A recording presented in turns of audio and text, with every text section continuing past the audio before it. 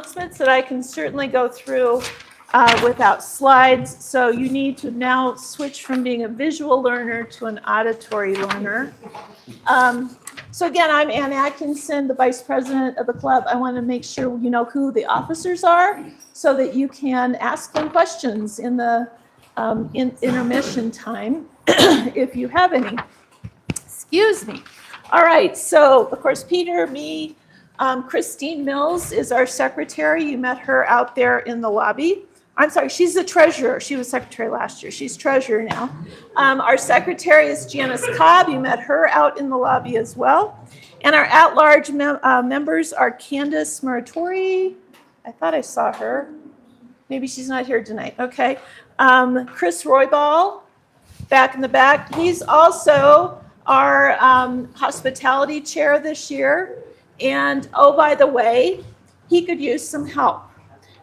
So he cannot always be at every single meeting. So he needs a backup person who can fill in when he's not available. So if that's something you think you might be able to do to help the club, please talk to Chris. And Chris, raise your hand again so everybody sees who Chris is, okay? And Larry Thielman, who, there he is, back there with the yellow shirt. Larry's specialty is crawling over the fence to get into the apiary when necessary. So also we have our support people. We've got Doug Wilson, our equipment manager, who's back in the back. One of the benefits, you are welcome to come to meetings as much as you want without ever paying dues. We love to have you. But if you want to join, one of the perks is you get free access to our equipment library, and Doug is in charge of that. And let's see, is there anything people are going to want to be checking out soon? Probably not, but we've VVACs, okay. As we move into swarm season, he's got some vacuums that you can use to collect swarms. When we get into honey extraction time, he's got the honey extractors. So there's also, we bought last year a couple of escape boards to help you with getting the bees out of your honey supers. So those are there as well. We've got a list of all the equipment on the webpage, our webpage. Our swarm managers, Tim Thompson, right here, and Cynthia Sullivan, who doubles also as our librarian. And we're not quite into swarm season, although Tim just went out on a call this afternoon. Hopefully, I think it's probably going to be early this year, though. I mean, because we just didn't have winter. So once they get some food out there, things are going to start popping.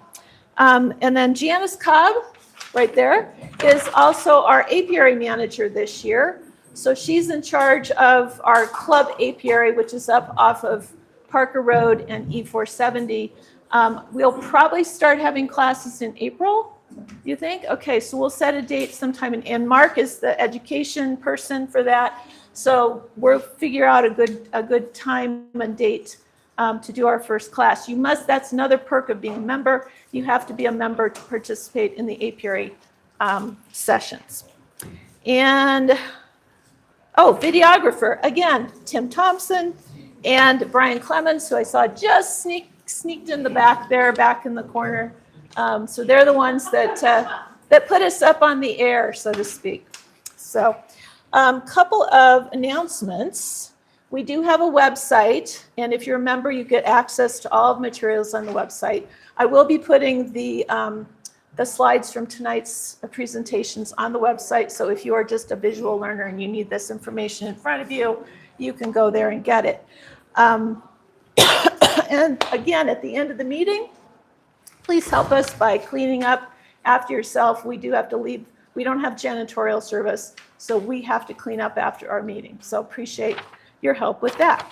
I have a couple of things that weren't even in the slideshow that I wanted to talk. Oh, before I do that, anybody here that's never been to one of our meetings and watching on YouTube doesn't count?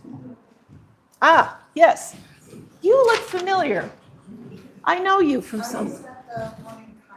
Oh, yes. Okay, please stand up and tell us about yourself and why you're here. What's your name and what your interest is in bees? With our microphone. Oh. Wait. You have to have the tribble. Sorry. You have the tribble. It's a Oh, are microphone. you serious? Yeah. Oh, my. Okay. Yeah, I guess. Okay. I live out Sun Country Meadows. It's out 13, 20 miles from here. I have a couple of acres. I've always wanted to do bees, but my lifestyle just didn't work.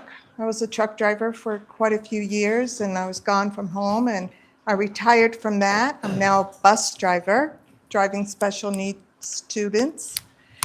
I just happened to come across a coworker who mentioned that she keeps bees, and it just like, ooh, talk to me. And she just kind of gave me some information. I started looking on the website, saw the class that was being offered in Kiowa last month, and I went to it, and I'm not 100% sure I'm going to do this because there seems to be a lot involved in it, and it's not something you want to jump into. And I'm the kind that I study first, find out what I'm doing, and then I jump in, once I know I'm 100% vested. So that's kind of it. So I'm here to learn, find out, and see if this is something I want to do. If I do end up doing it, bees will come next year. This year is just learning. Okay, great. Well, thank you very much. I'll take back the tribble. Anybody else here that's new tonight? Oh, yes, thank you. That's the only new person here tonight? Oh, sorry, one more. Go ahead. Oops, here. Hold this little thing. So we don't have to trade the tribble around. I'm Richard Wegman. I'm Laura's husband. We came from Washington State to Colorado when she retired from the Navy and found a beehive in our backyard. Oh, Belonged to my brother-in-law who was keeping bees at our house. And it's kind of exploded, and now we have 3 hives. And she said, would you like to go to the meeting tomorrow with me? And I'm like, well, I do have other things I could be doing, but yes, honey, I will go. So I'm here. I want All you right. to know when we go out there what we're doing. what we're up against. Oh, Okay. by the way, to show you my age, I earned the beekeeping merit badge in Boy Scouts. It no longer exists. Great. They don't have it anymore? No. I just have to say the Girl Scouts have one, so draw your own Boy Scouts conclusions. gave it up in 1980. Really interesting. Okay. Couple of other things that aren't in the slides anyway that I wanted to talk to you about. Last month, we talked a little bit about a couple of pieces of legislation before the Colorado legislature.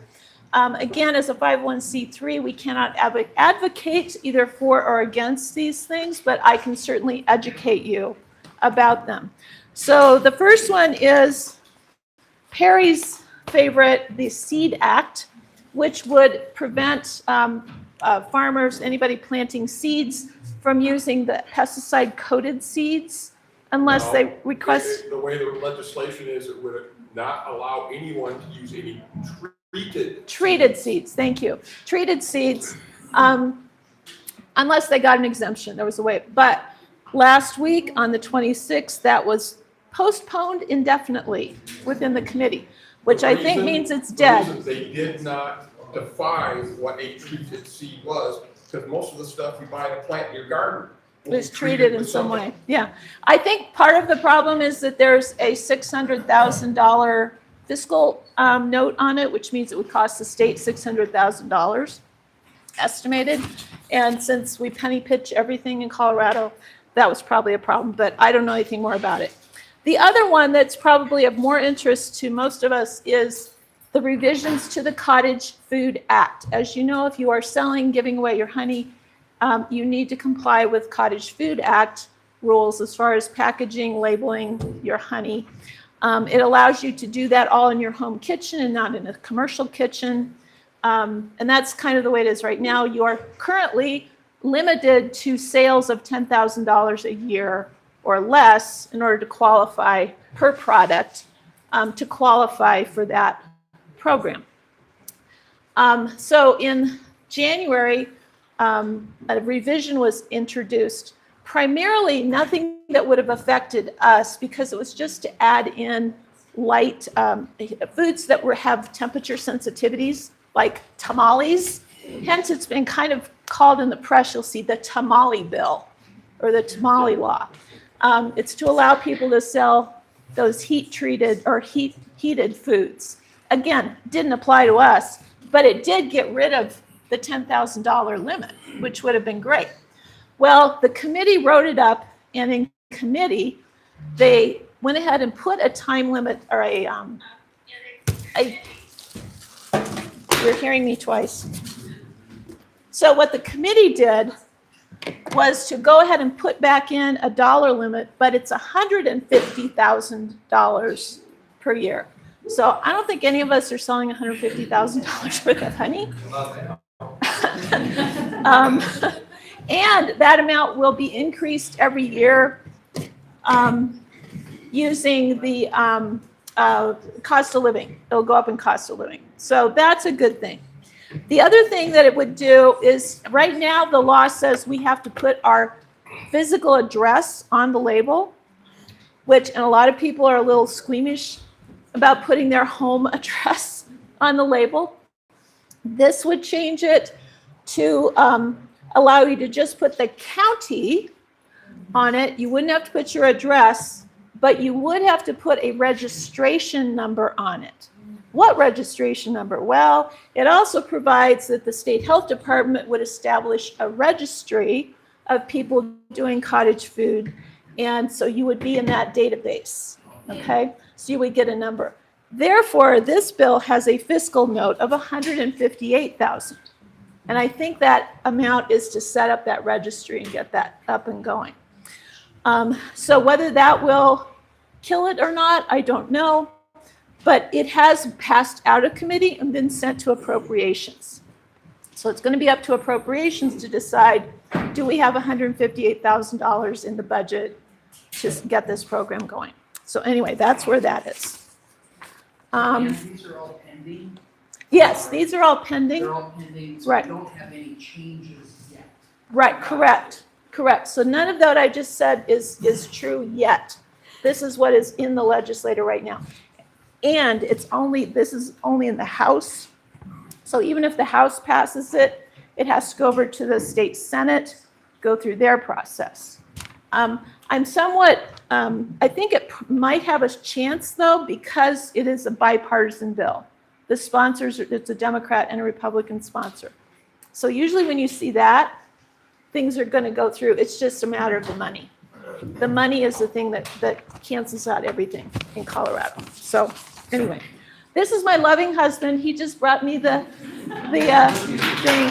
Thank you, Dan. Come in and take a bow. Well, yes, that's New Zealand. So we're good. Okay, thank you. Good. Open a bottle of wine. Okay. Let me get on that. How do I get it to show the slideshow? There we go. Okay. Yay.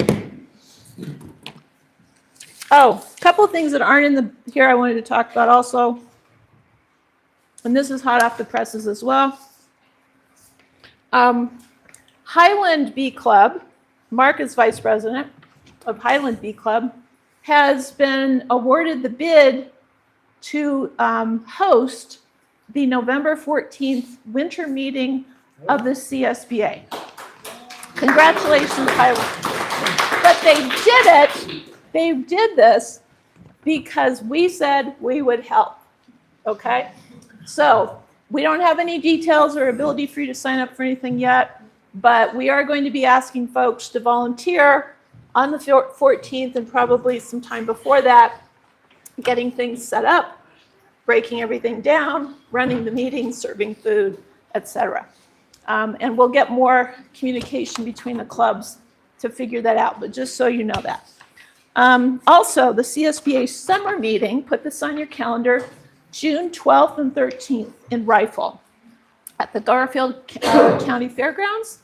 If you've never been to this thing, it is well worth the drive to Rifle. The morning is usually lectures and classes from world-renowned experts, okay? We have somebody in mind. We don't have a firm yes from them yet, so I can't announce that, but there will be somebody very cool to talk to you in the morning. The afternoon, we are lucky enough to have access to a professional beekeeper's apiary out there. Paul Limback, who passed away this past year and was one of the founding members of the Colorado State Beekeeping Association. It's his apiary, which has been taken over by a younger guy, Derek Manis, is that his name? I think it's Manis, who is very welcoming and lets us come in and play with his bees, try marking drones to learn how to mark queens and things like that. So we're also thinking we're going to add some other things in this year, perhaps something artistic that you could try to do. I don't know. There's lots of ideas out there. But it should be a really good time. So mark your calendar for June 12th and 13th. The 12th is just a meet and greet in the evening, and then the class and the apiary stuff is on the 13th. Okay.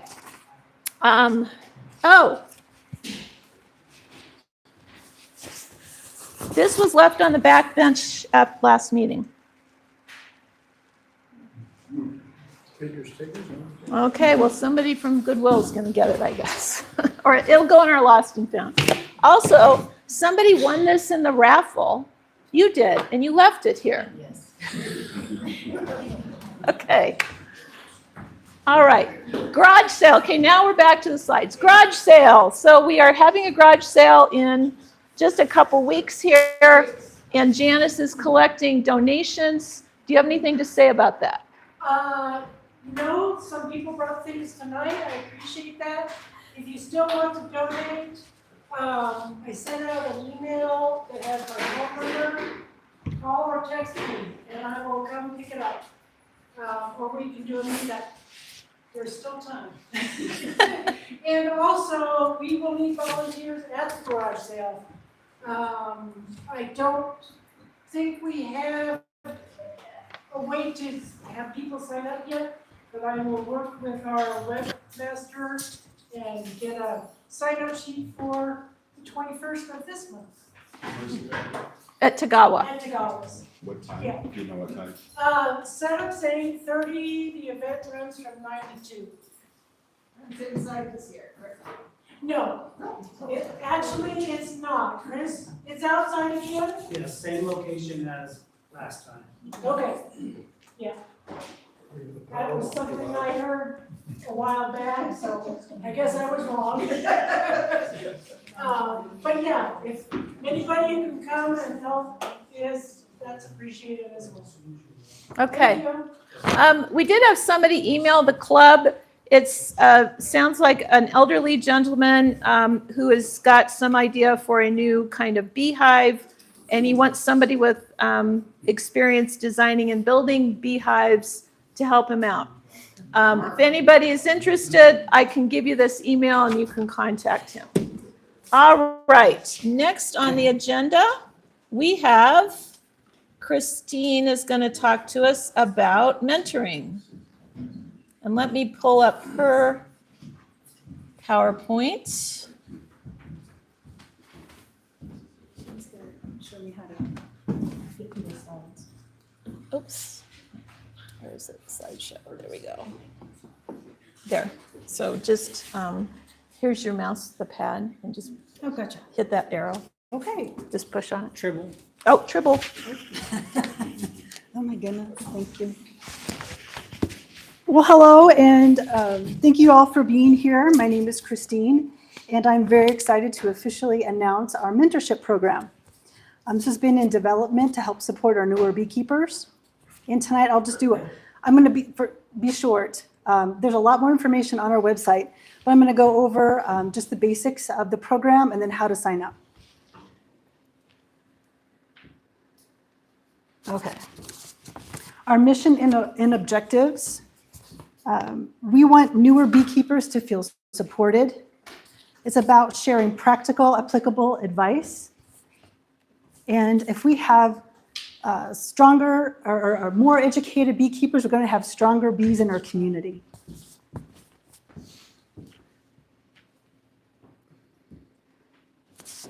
Program overview.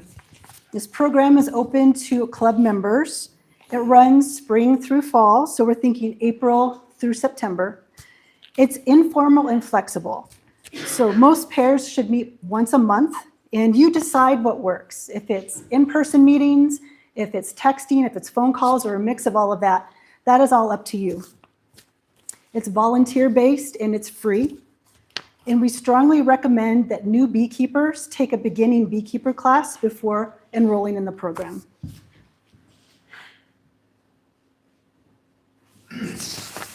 Okay, so here's how you sign up.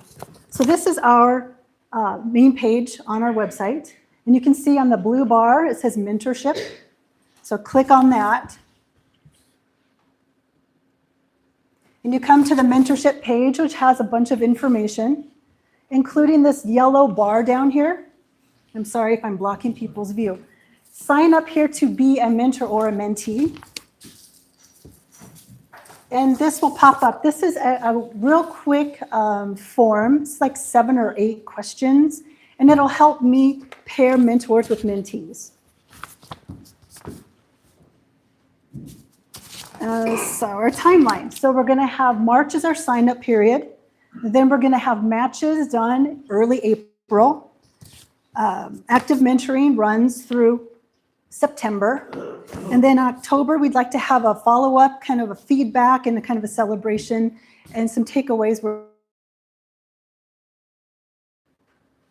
So matches are based on location, experience level, and stated goals.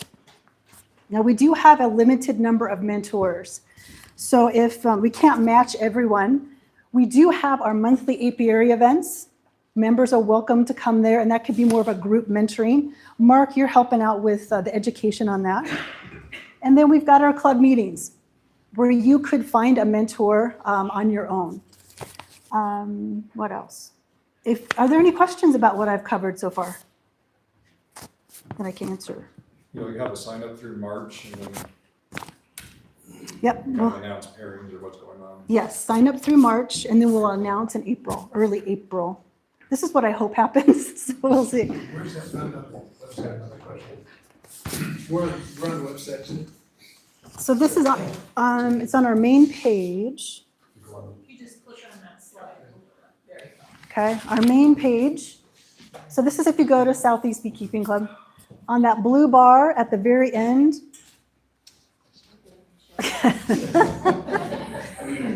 There. Click that. Yeah. If you go to a mobile phone, you have to click on the 3 lines on that little bar for that to come up. No. Yes, We, trust me. oh, on your phone?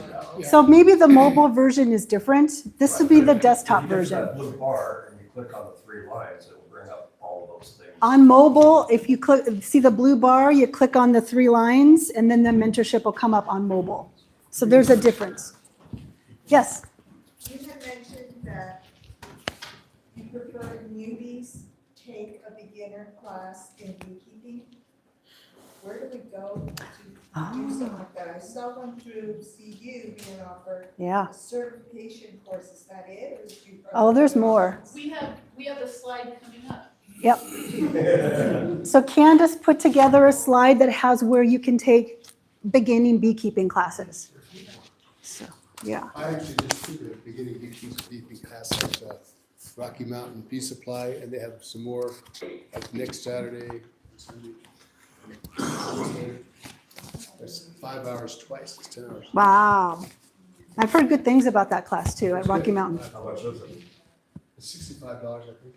And, I thought it was very good, although I have to say, I've been to the apiary a couple of times. If I hadn't been there, I might have found it less good. But I still have a lot more questions.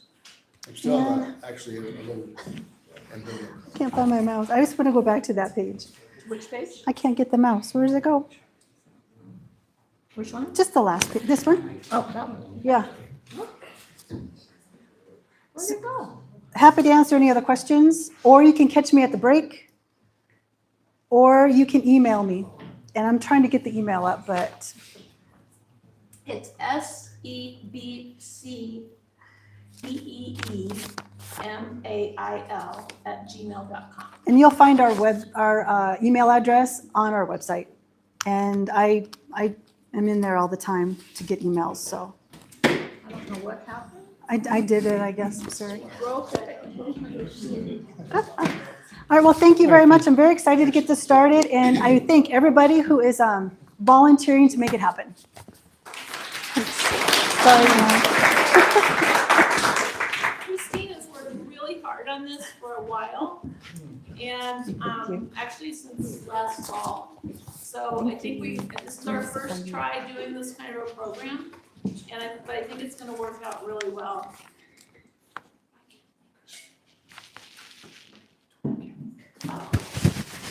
I also have this. I know. I know, but I gotta give this back. You have to call your husband. Yeah, I don't know. Man, I walked away with the triple. It's not responding to the keyboard. Kenny, are you doing classes this year? I do. Okay. While she's working on that, we have Kenny Fuller Bees does classes. Shava with Blessed Bees does classes. Leonard and Dolly do classes down at Rocky Mountain Bee Supply. That's the one you took, yeah. Yup. Great people down there. I love them. Love Kenny. Those are all and then I don't know if Plan B. Who? Butterfly Pavilion. Yeah, Butterfly Pavilion is doing classes. Anyone else? There are some online, where that still gets. Oh, yeah. And then you do have an online option. Hudson Garden. Mark. Hudson Gardens has a class. Anybody else? I've lost the mouse. Homestead in the Hood. Is that online? Is that? No, they're opening a shop on this weekend. Great. Homestead do you know where their shop is? They're in Denver. In Denver, so that might be an option for us as well. There we go. Thank you. Denver Library has some things, so I was buying time. Here's another option. This is the Pueblo Beekeeping Association. They are doing a Bee Curious School on Saturday, March 28th and Sunday, March 29th down in Pueblo. If that's of interest, you can scan that and get to that. That's always a great presentation, great class, if you guys haven't done that before. And then here are the beekeeping classes Brian was starting to talk about. Fuller Bee Supply, Blessed Bee, that's Shava. She spoke to us last month. Hudson Gardens. I don't know this Backyard Hype. Who's that? Backyard Hive is Corwin Bell and Karen Water, and it's Hot Bar. Oh, to learn about top bars. Okay.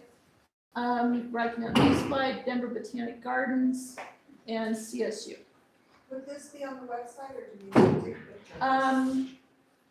You might want to go ahead and take a picture. We will put.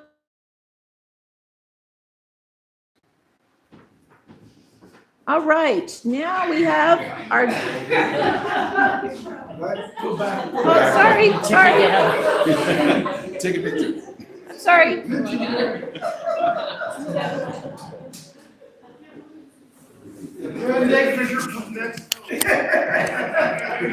Botanic Gardens is Beth Conley usually. Oh, is it? Okay. I think so. Beth Conry is doing the Botanic Gardens. She has bee squared apiaries up in Loveland-ish, somewhere up there. Somewhere, is that on there? Denver downtown or the one in Clinton? I don't know, because there's two. It's up there. Yeah, it's up Denver. I confused saying Denver versus one of them. Yeah. Has everybody taken their picture? Oh, sorry. Okay, cool. That wine is going to be so good. Okay, so now we have Dave McCormick, who very generously volunteered to educate us tonight about woodenware assembly, and hive building. And I'm very interested in this power tools scare me to death.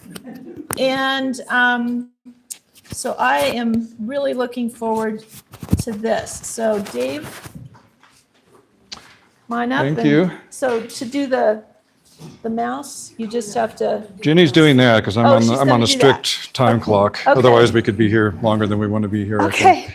Before we start, I'd like to thank Christine for helping with slides. I think it was a little bit special needs perhaps, but she helped with the formatting and was greatly appreciated. So maybe just a little bit of background to kind Oh, of wait, do you have the, I oh, have he's got a this. microphone. Can you hear okay? I'm gonna take mine off. So a little bit of background to motivate why we're kind of interested in building our own beeware. This will be our fourth season with hives. Started out, Ginny bought her first one, got it for Christmas. We did pretty well there. We bought kind of a basic hive body and a super or something the second year to kind of get started with another nuke. And then from then on, we pretty much built our own stuff or purchased hive boxes in some cases. So we did 1 hive, 4, and then 11 last year. And I don't know when the plane will land. It probably needs to land fairly soon, but we're really enjoying that. We keep bees in north central Kansas. That's where we started. And then when we moved down to Kiowa last year, we took resources from Kansas and have 3 hives established in Kiowa. So that's kind of our background. Really started as Ginny's hobby, she'll remind you. I kind of took over and then I was interested in doing some of the building. I had a whole garage full of tools. They were collecting the wrong kind of dust, not sawdust, and a lot of wood, and it just kind of made sense to see what we could do. So we've really enjoyed that aspect of beekeeping. So we thought this would be a good presentation as we kind of come out of winter, start our planning for the year. Do we need to assemble frames? Do we need to get new equipment? Do we need to build? Do we need to do some repair? So it's intended to kind of go into 3 main areas. One, assembly, whether you buy it or build it yourself, you got to put it together. Some things we found that are useful, full tips there. Then we get into to building, mainly with an emphasis on the beehives, right? How do we do the joints to put the boxes together? How do we do those handholds people are always interested in? And then finally, I have just a few examples of where we have equipment that's maybe deviated a little bit from what you'll typically see. It's not new or original by any means, but it's just some things we found to kind of tailor to our operation. Okay, I'm probably behind already. So this is kind of the Captain Obvious slide. Beekeeping's expensive, and it's not just woodenware, right? It's everything. It's the treatments, bees, it all kind of comes into play. So, but depending on available time, the budget you have, your interests, it may make sense to purchase your equipment. It may make sense to purchase some of it, assemble some of it, or you may be interested in building certain things. And there's some good reasons why that may make sense. I think for most people, assembly is probably the sweet spot. How many people have assembled frames or parts of your hive? About half of us. How many people build bee boxes? 4 or 5. Okay, well, you can correct me if I say something wrong. No, just mostly accessory stuff, Yeah. nothing with a box joint yet. And hopefully what this will do is it might make you say, I want to do this, I want to go for this, or I want to do it at this level, or you know what?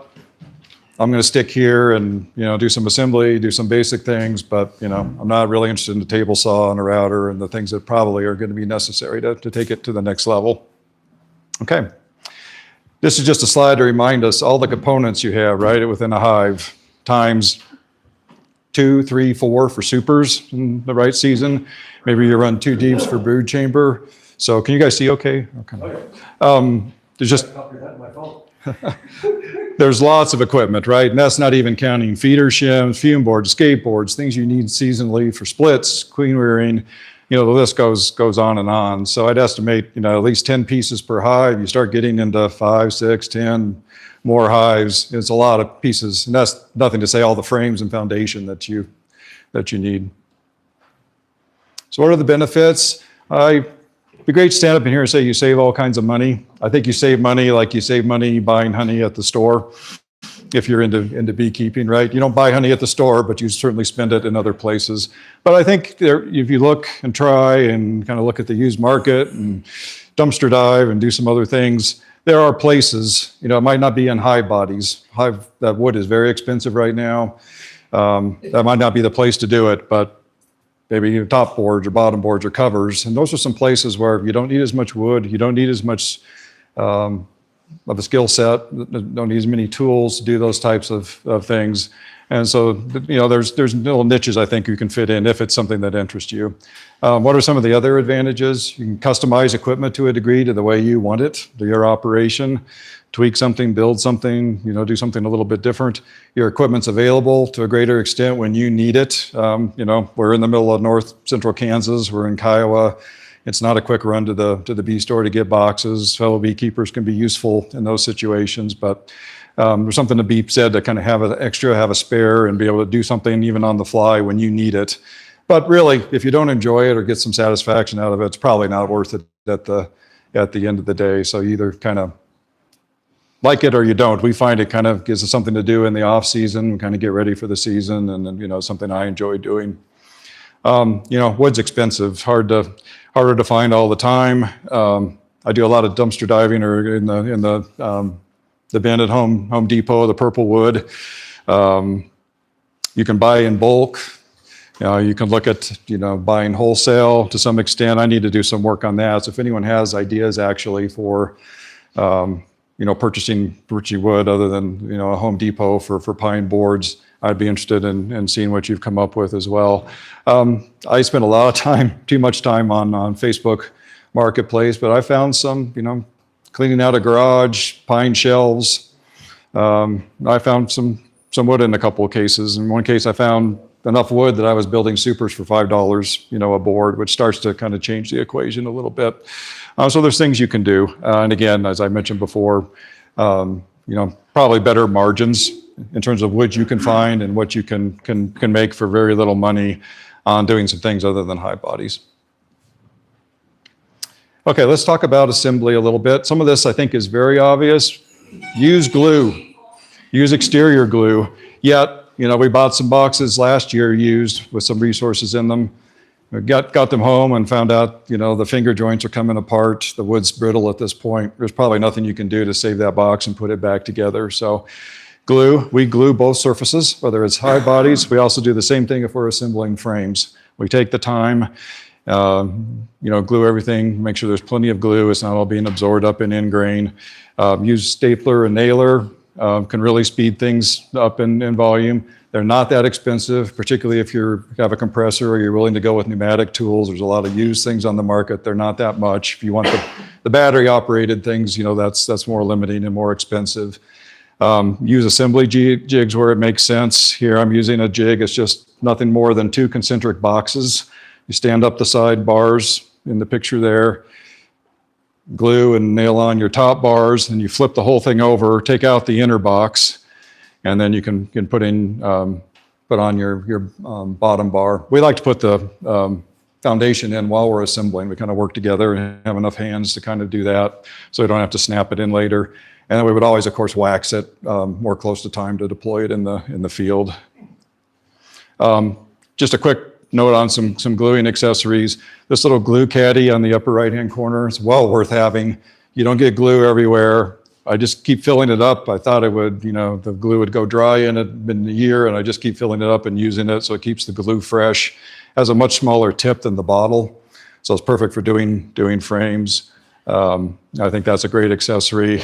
Silicone brush, you can just let the glue dry on it and peel it back off, that red brush there. It's got a little tip on the other side, a little scraper. It's great for getting the glue off the bottom of the top bar. So that's useful. And then the little blue thing there that came apart is from Rockler, and I've got references in the last page, so don't worry about that. It's a set that does, it's for gluing quickly the box joints and the hives, right? So glue comes out the top and the sides. So some accessories like that can really cut down on the mess and make the assembly go a lot faster. The other thing that's probably the best of all, these little brushes, throwaway glue brush, or it used to be people would put flux on copper pipes when we used to work with copper pipe. The kind of little brush, particularly for small pieces like the frames, is very useful. Okay, on to painting. If you don't have access to wax dipping, you're going to need to paint to protect the wood. You don't have to. We use oil-based primer, and a lot of people recommend that. So I think it's kind of time well spent. And 2 finished coats of exterior paint is what we use. When we're doing a lot of things, like in the picture there, we like to just kind of use sawhorses or something and gang the boxes up on posts or poles. Then you can get to 2 sides, and by that time you can kind of stick your arm in the center where you're not painting anyway, the inside of the box, flip them around and kind of do the rest. And then we always use Oops paint from Home Depot or something, so we're kind of minimizing what we spend on paint. That's why all the hives on Jenny's right-hand side of the picture look like Pepto-Bismol.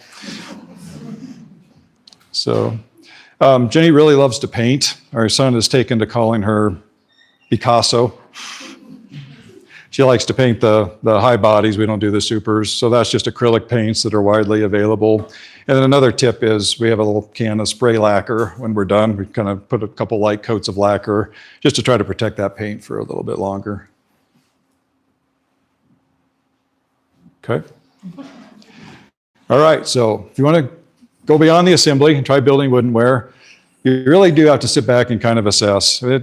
What's your current level of interest? What's your skill set? If you don't know how to use some of the power tools, are you willing to make that investment to learn? I mean, it's the honest questions to ask because, the safety really counts. You need to consider the costs. You list some of the potential tools there.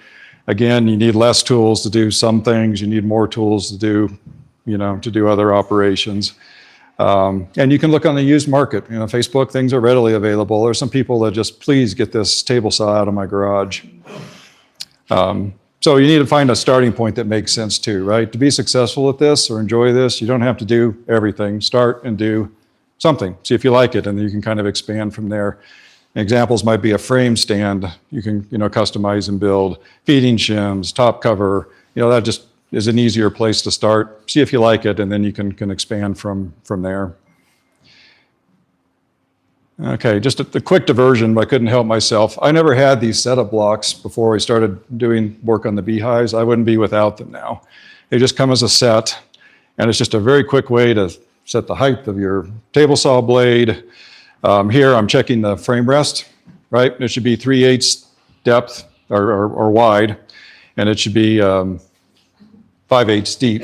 So you can use these setup blocks in combination, much more accurate than measuring, and just really run your nail across, both surfaces and see really to a few thousandths of an inch whether it's on. So those are really nice to have.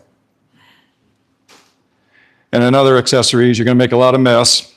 An auto switch to turn your vacuum or dust collection or whatever kind of system you have on when you're using your tool, right? I got both hands on the router. I don't want to have to mess with turning on my shop vac, or I'm not going to bother turning it on. So the auto vacuum switch is a nice thing to have. And then to save your shop vac, and if you don't have, an expensive dust collection system, adding these cyclone dust collectors to your shop vac, so that yellow lid on the bucket and the little hose that goes down to the shop vac that runs the suction through this vortex, and then I'd say 95% of the dust and chips and things settle out in that bucket. It saves you from having to change your filter all the time in your shop vac. So that's kind of a nice thing to have. They're not very expensive. Okay, high bodies and supers. Just a page on each of kind of the major tools. You get into this, I think you need a table saw. Can you do everything without a saw? Maybe, but not really, right? I think that's kind of table stakes for working with hive boxes. Again, you can look for used. If you look for something, whether it's used or new, but particularly if it's used, look for an upgraded fence. Some of the old ones, the fences are kind of clunky and hard to work with. A miter gauge, standard table slots, because you may, need to build some jigs or use some other devices. And if you don't have standard slots in a really old table, you'll be fussing with that. It's just not worth it. And then make sure, particularly if you're looking at some sort of a compact saw that folds away, it's really nice because it doesn't take up a lot of space in your garage. But you need to make sure if you're going to use a dado stack, which is a series of blades on the outside and chippers in the middle that we use for doing things like the box joint cuts or doing rabbet cuts on the frame rest. You need to make sure that saw will work with the dado stack and what you intend for it to do. So those are a few things to look at. I wouldn't buy anything or get into anything that you couldn't put a riving knife or a wedge that goes behind the blade on. That keeps your work from when you're doing rip cuts from pinching, and that's really what can cause dangerous kickback. So there's just a few things, but old is okay sometimes, but I wouldn't personally consider anything that you couldn't adapt that riving knife to. And then you need to invest some time if you haven't used a table saw to know how to use it safely. There's just a few things that are not intuitively obvious. You don't stand behind it. You don't use the miter gauge in conjunction with the fence. That just, until you do it, or if you haven't grown up around it, it's not obvious. There are, good videos on YouTube, people that I think are trustworthy. You do not want to look at some of the beekeepers doing woodworking on YouTube. You'll see people reaching across blades and grabbing work and pulling it back, using their hands 3 inches from the blade. Enough said, but it can be a very safe tool. If you get some of the accessories and utilize it correctly, it can be a problem if you don't, so be safe. Some useful accessories. This is kind of a knockoff, but the gripper, and I've got that referenced in the slides, where you can adjust this. You can rip narrow pieces. You keep your hand, the blade can actually run between. Keep your hand well away from the blade. These kind of tools are well worth having, save you a trip to the emergency room. And then I use things like there's a thin rip gauge that you're using to basically rip pieces on the offside of the fence. And that's much safer. I can take a wide board and say I'm doing cleats for a bottom board and rip 3/4 inch pieces all day long. But when I'm cutting, away from the fence, using this gauge is a much safer way to do it. So these things are available, but if you're going to do this, you really need to invest in that knowledge. All right. Router can be very useful. That's what I use for doing the box joints. Again, you're doing quite a bit of work. You're routing out, 3/4 inch piece of lumber. You need a pretty good sized router. I think the key there would be if it has a collet and accepts 1/2 inch shank bits, it's probably good for the job. If it doesn't, you might need to look at that. Upgrade the bit, upgrade the regular bit to a spiral cut bit, and you'll be thanking me for forever. Not only does it, cut really, we can pass this around if anyone's interested. Essentially no tear out, but when you're routing inside this template, you're pushing a lot of sawdust, inside the template. And I found with the straight cut bit, you're kind of fighting the router, and that's never a good thing. So that spiral bit will kind of eject the material for you. It's well worth the money. Features like variable speed and soft start are handy. That keeps the router from kind of jumping when you turn the switch on. I think that's pretty much table stakes in modern equipment, but if you're using grandpa's router or something, it might not have those things. And then being able to kind of micro adjust the bit is also very, very useful. You may need to look into a table. You can either kind of route above or kind of put the router within a table if you're doing certain operations. Okay? How are we doing for time? Oh, God. These are some examples of joints that I think are commonly used in beeware. Kind of go from simple to more complex. They also go from weakest to stronger. So a simple butt joint, right? You don't need a lot of joinery techniques to do that, but you're gluing, you should be using glue, you're gluing in grain to side grain. It's not a very strong joint. The bee books will take you about as far as rabbet and butt joints. They call it a rabbet joint, but it's really not, both ends aren't rabbeted. It's rabbet and a butt on one end. It's got a little bit more surface area. It's a little bit better, but you're still, if you look at the picture there, you're still gluing side grain to end grain. I mean, I think those are probably, in my mind, appropriate down to a small nuke, small box. It's not taking a lot of stress, but beyond that, I think really our standard, for commercial hives and most hives is a box joint. You see some hives that are dovetail. Those look really great. They're a little bit more complicated to make. So for the rest of the time, I'll talk about box joints. And there's lots of options for doing these. You can do it on the table saw. I've got the jig up here if you want to take a look at it. I'm not going to go into that in detail. Southern Craft Workshop, and that's referenced in the presentation as well, has a couple of great videos, and he's got plans online for building a table saw box joint jig. I tried it. It worked great the first time. I think the problem's mine, not the box joint, but I had trouble when I set my saw up again, and my router stack is pushed to do 7/8 of an inch, needs shims. I had trouble with getting that dialed in again, and I wasn't happy with the quality that came out the second time. But I think that's my issue, not the joint. A lot of people do use those on the table saw. So that's one option. I use the router jig, and I'll talk a little bit. I don't really like promoting specific products, but I've tried this Lee box joint and beehive jig, and I really like it. It's small. It's very simple. Comes with a great instruction manual. It was really designed for, as I understand it, is for beekeepers. So it's kind of sized, so it'll do, deeps. Does 3/4 on one side, half on the other. I've never used the half. And it's got a couple features that are really nice. And you can go to the next slide. It comes with a template that goes around the bit, and that's what goes into the work. Lee has a proprietary design where that template is just slightly elliptical. It's just not a circle, it's slightly elliptical. What that means is you see those two small holes on the bushing, you can actually rotate that in one direction or the other. If your joints are a little bit too loose or too tight, you can easily fix that problem. You can do that on other dovetail templates, but it's a much tougher and inexact, science to adjust. So this is just, you do have to build. It's very simple. I just got two MDF boards glued together, but you do have to build the jig. But once you kind of get this dialed in, it's small, it fits in a drawer. And then all you have to do to go from routing what they call pin boards, that we'll see an example in a minute, to routing your accompanying slot boards is just move this offset over.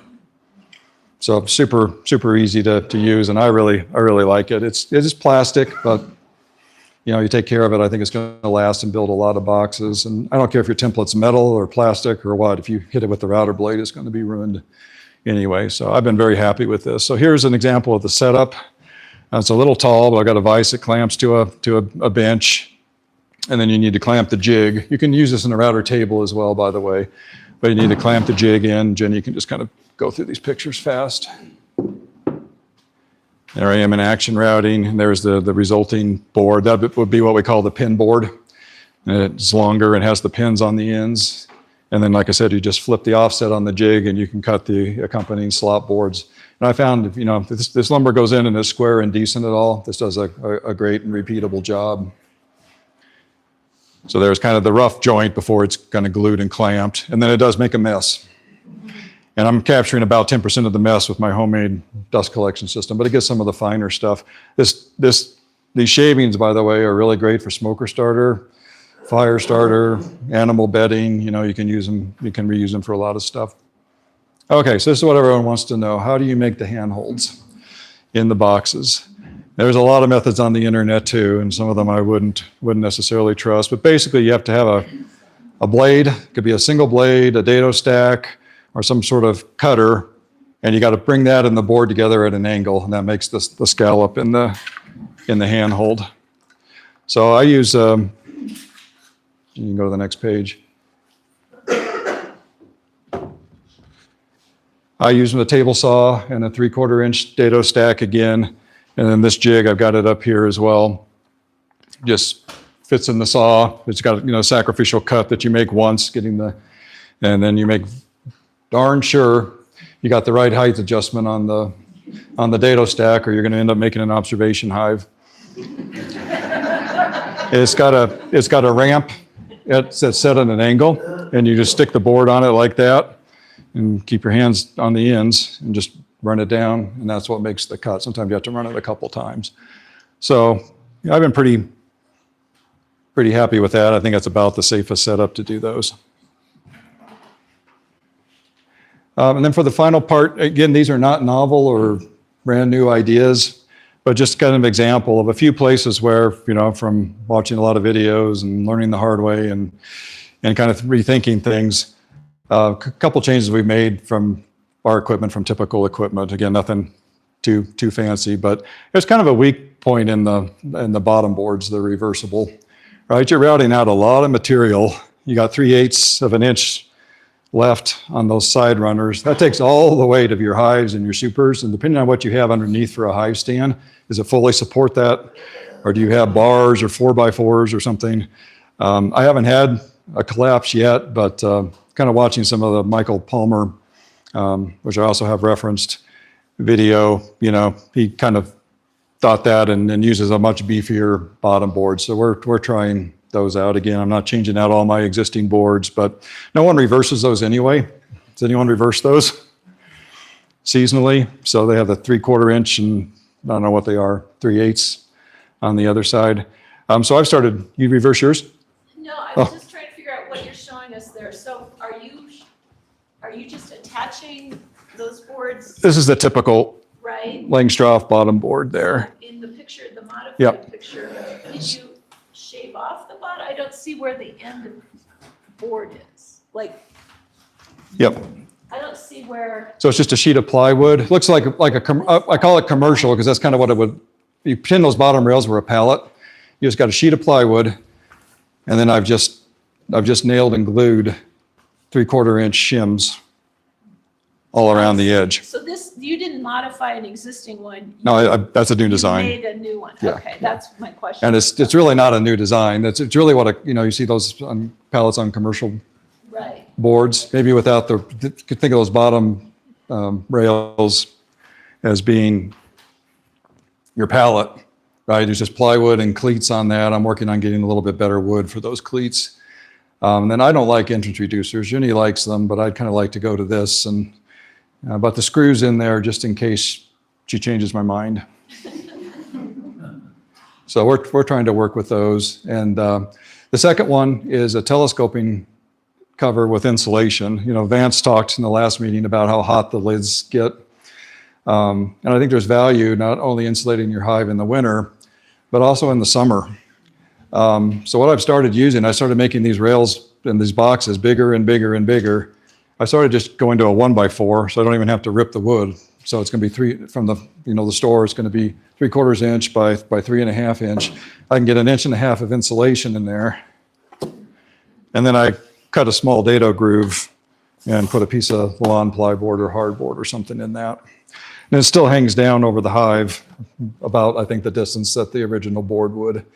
And it's pretty chunky. If this blows off, I think you got bigger problems than the cover coming off. So I've started doing telescoping boards that way for year round. What kind of insulation are you putting in there? I use what I have, but rigid foam panels, I think you could probably put fiberglass in there, but I think something that doesn't absorb moisture is probably a better choice. And you can get 1.5 inch panels, or you can just layer it up if you get, thinner insulation. So it also keeps the bees from chewing up some of the insulation, they don't bother too much, but the extruded styrofoamish type stuff, by the end of the winter, you don't have much insulation left because they've chewed it all up.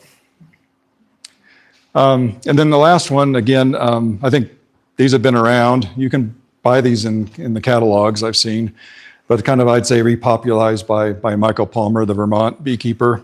I'm looking at, instead of using 5-frame nukes, kind of going to this system, which are 4-framers, but basically you're modifying a 10-frame equipment, your bottom board and your deep box, just to put a divider in there, and you basically have 2 separate colonies side by side. And I'm hoping to kind of use, I hear they really, you can overwinter them that way, they really explode in the spring, and kind of using those as resource hives. So if I need a frame of brood, doing some of my splits in there, just kind of starting with that. But I think you learn a lot, and it's kind of fun to play with small hives of bees. So we'll kind of see how that goes. Maybe it'll work, maybe it won't. But I like the idea that it's modular, and I can put a 10-frame telescoping cover on top of that. You can presumably put a queen excluder on top and put a super on that, and they can both share and draw out super comb and make honey if that's what you want to do. So, maybe at some point in the distant future, when we're tired of lifting the 10-frame boxes, you might even keep bees in something like this, or kind of just playing around with that. It's just another example of what you can make yourself. Most of this, again, you could buy. You're not going to have very much choice. I think it'd be kind of expensive, but things like even, your double screen boards, designing those so that you're going to get some ventilation on both sides of that. You'd have doors there, that type of stuff you kind of do need to do yourself. It may not always fall in place for you. Okay. Again, just some some resources. Bits and Bits is a good source for the premium router bits, like the spiral bits I was mentioning, Rocco.com, all other things woodworking. In terms of books, Building Beehives for Dummies, I think is well worth having. There's a few errors in there, but they're good about going into not just Langstroth equipment, but a lot of the other hive types. And then just some YouTube stuff we like. Again, Southern Craft Wood Shop. I think his videos are very well done. You know, I trust what he's doing, you know, in terms of operating some of the power equipment. He also has designs that you can download schematics for making these various jigs. So that's how to find him. Michael Palmer, I think he has a page. A lot of his stuff is talks he's given. So I would just search on Michael Palmer Beekeeping if you're interested in that, both in terms of some of his woodenware ideas, as well as the idea of these supporter nucleus hives. And then Bob Binney is another one we follow quite a bit. He has a million videos on a million different topics, but he's pretty good at being concise, and they're titled, you know, with good keywords. So if you're interested in things like double screen boards or queen castles, or Bob Binney and his wood shop, see how, you know, he makes some of his own equipment, you know, you can easily get to that information. So that is it. Any questions? Yep. Is beetle kill pine cheaper around here, and would, if they have to treat it different with different chemicals, would it be of any danger to the bees? Yeah, I'd worry about that a little bit. I'm kind of thinking the same thing. I see some sawmills around here. I see some different types of wood. I'm looking for something that's a little bit better alternative to a $26 1x12x8 from Home Depot. But I don't know enough about the varieties of pine and what you can build with and what you can't. And then certainly it'd be a concern if things were treated. I probably would stay away from. You just don't know if those trees have been treated or not. Anyone else have any other ideas on that? I don't know too much about it. Do you have a planer? If you're gonna buy beetle kill pine, you're gonna have to have a planer. Yeah. I mean, I do. What I've done so far is really just finished 3/4 inch stuff. It's only gonna come rough. Yeah. And rough cut could be interesting. A lot of people are roughing up the inside of their hives now for a collection of propolis, and the bees really like that. So finding some stuff like that might make sense. People are building hives out of pallets, just edge gluing. It's because the wood's gotten so expensive. One guy resaws down dimensional, 2x12s and gets his wood that way, because believe it or not, it's just a lot cheaper than buying finished pine. So I'm trying to kind of avoid those alternatives, but we'll see where we go. Any other questions? Assuming you shouldn't be using pressure treated. No, although some people preserve their woodenware with some pretty harsh stuff, diesel oil, you let it sit out, but no, I wouldn't. I'd use pressure treated or cedar for some of the bottom part, like the cleats on that bottom board. You can use it there. Yep, man. I'm not going to call it a dumb question. I'm going to call it a basic question. So I have put together hive bodies. I get the unassembled ones and put them together. And about half the time I go to put them on the hive that's already out there, and it doesn't match. They're off a little bit. Like too long or too wide? Well, they're just like. Oh. They're not square.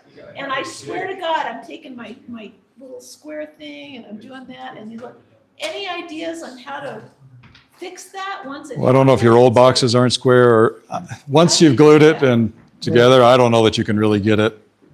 The squares aren't as accurate as measuring the diagonals. Right. Okay. Well, and also sometimes we found that we think it's square, but the warping just that little bit, and we can't get that square out. Yeah, it's the fact, if you got a warp in the board and you glue it up, it's gonna take that warp with it and take you out of square. Yeah, I don't think you can put it back into square once it's been, out in the field. But, a little overlap. I think we're a little too much perfectionists as beekeepers. Some of the keeper we work with and kind of mentor with in Kansas, it's duct tape and making boxes last and cardboard, and, you'd be surprised. But I make my equipment I cut everything to 20 inches, not for the Langstroth long side, not 19 and 7/8. I think 20 is close enough, and the wood's wet enough by the time you're done with it anyway. It's gonna dry out 1/8 of an inch, so I find that a little bit easier. But no, we did the best we can to We use a square on the inside and outside as we're putting the box together. You can make jigs for those. Yeah, clamps to hold it square and just try to get everything square. But if it goes out of square, it's kind of like if you haven't glued the high fingers. Once that wood gets brittle and starts to warp or do things, I don't know too much you can do with it. Are you talking those boxes not meant maybe when they come down on each other? Well, that happens too, but I'm talking about how, the square doesn't match the square. They're like off a little bit. What if you turn it around 180 degrees? Does that help? Then it's just off the other way. No? But you just need to start a new hive Yeah. and build all your boxes that way. See, there's solutions to everything. Problem solved. Any other questions? Well, thanks so much. Hope it was useful. Just Yep. shout out, so I got into woodworking because he did it, but I didn't trust him to teach me. And it's worked out better this way. So there are some good places in the area that do woodworking classes, if it's something you want to do, don't worry about it. And then also Denver Tool Library and Denver Makespace. If you don't want to invest in a wood shop, but you want to kind of experiment, they have, basically wood shops that you can go to. You have to join nominal fee, they'll teach you how to do it, safety stuff, so. What, I'm sorry, say those again, Denver Denver Makespace? Makespace Denver and the Denver Tool Makespace. Library. Okay. I'll write these A lot of down. the community centers, Yeah. may have a wood shop or some of it's senior oriented stuff, but we're getting there. Okay, thank you. Thank you. We're gonna do a quick break, but I want to encourage you to come back. A lot of people leave with the break. I want you to come back because it's March and things are starting to happen in your hive. And after the break, we're going to talk about what you need to be doing this month, particularly with regard to feeding the bees, because they are very active. They've probably used up most of their stores, whatever was in the hive, and I have not yet seen a dandelion. I got one. You got one? I got one. Yeah, dandelions, yeah. You saw one? Catmint, okay, so some stuff is coming out, but you're probably still gonna need to feed your bees. And Mark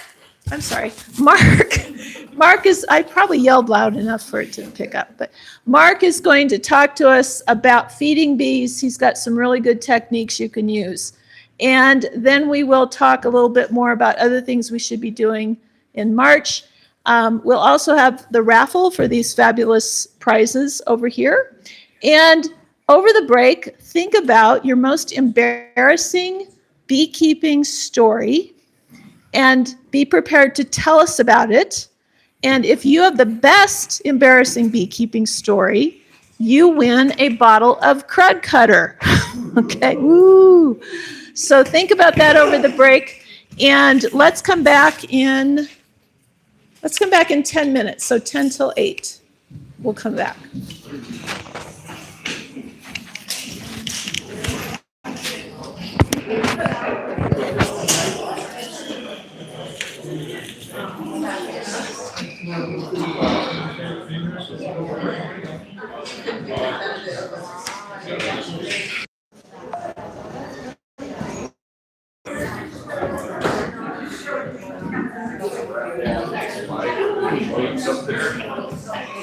Are you gonna be administering the raffle?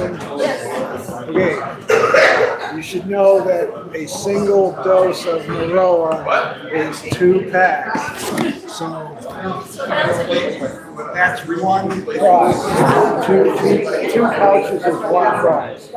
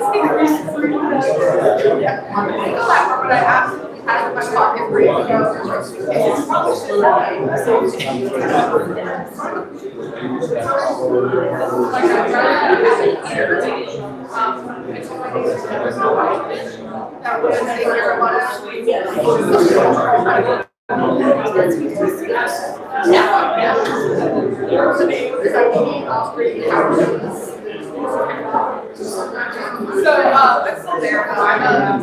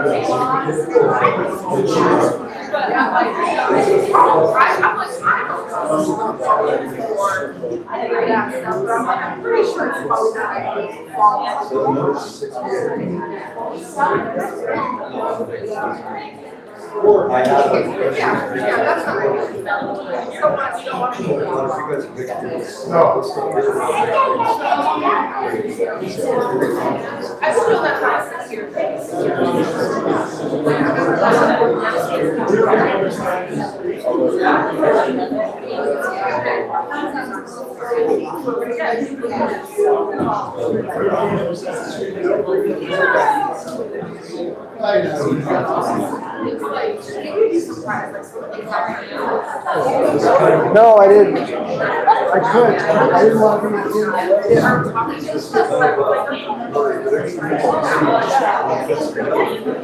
So I'm trying to buy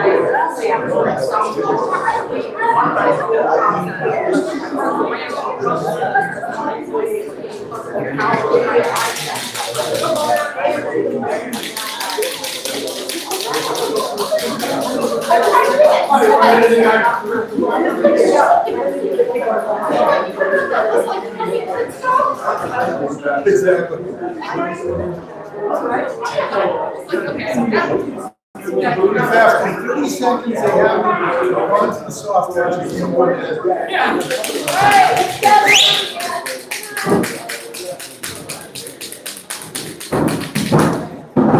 All right, so, like I said, we are in March, and stuff is gonna start happening very soon.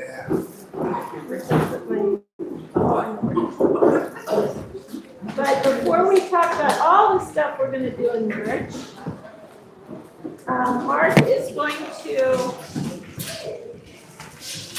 sorry, trying to do two things.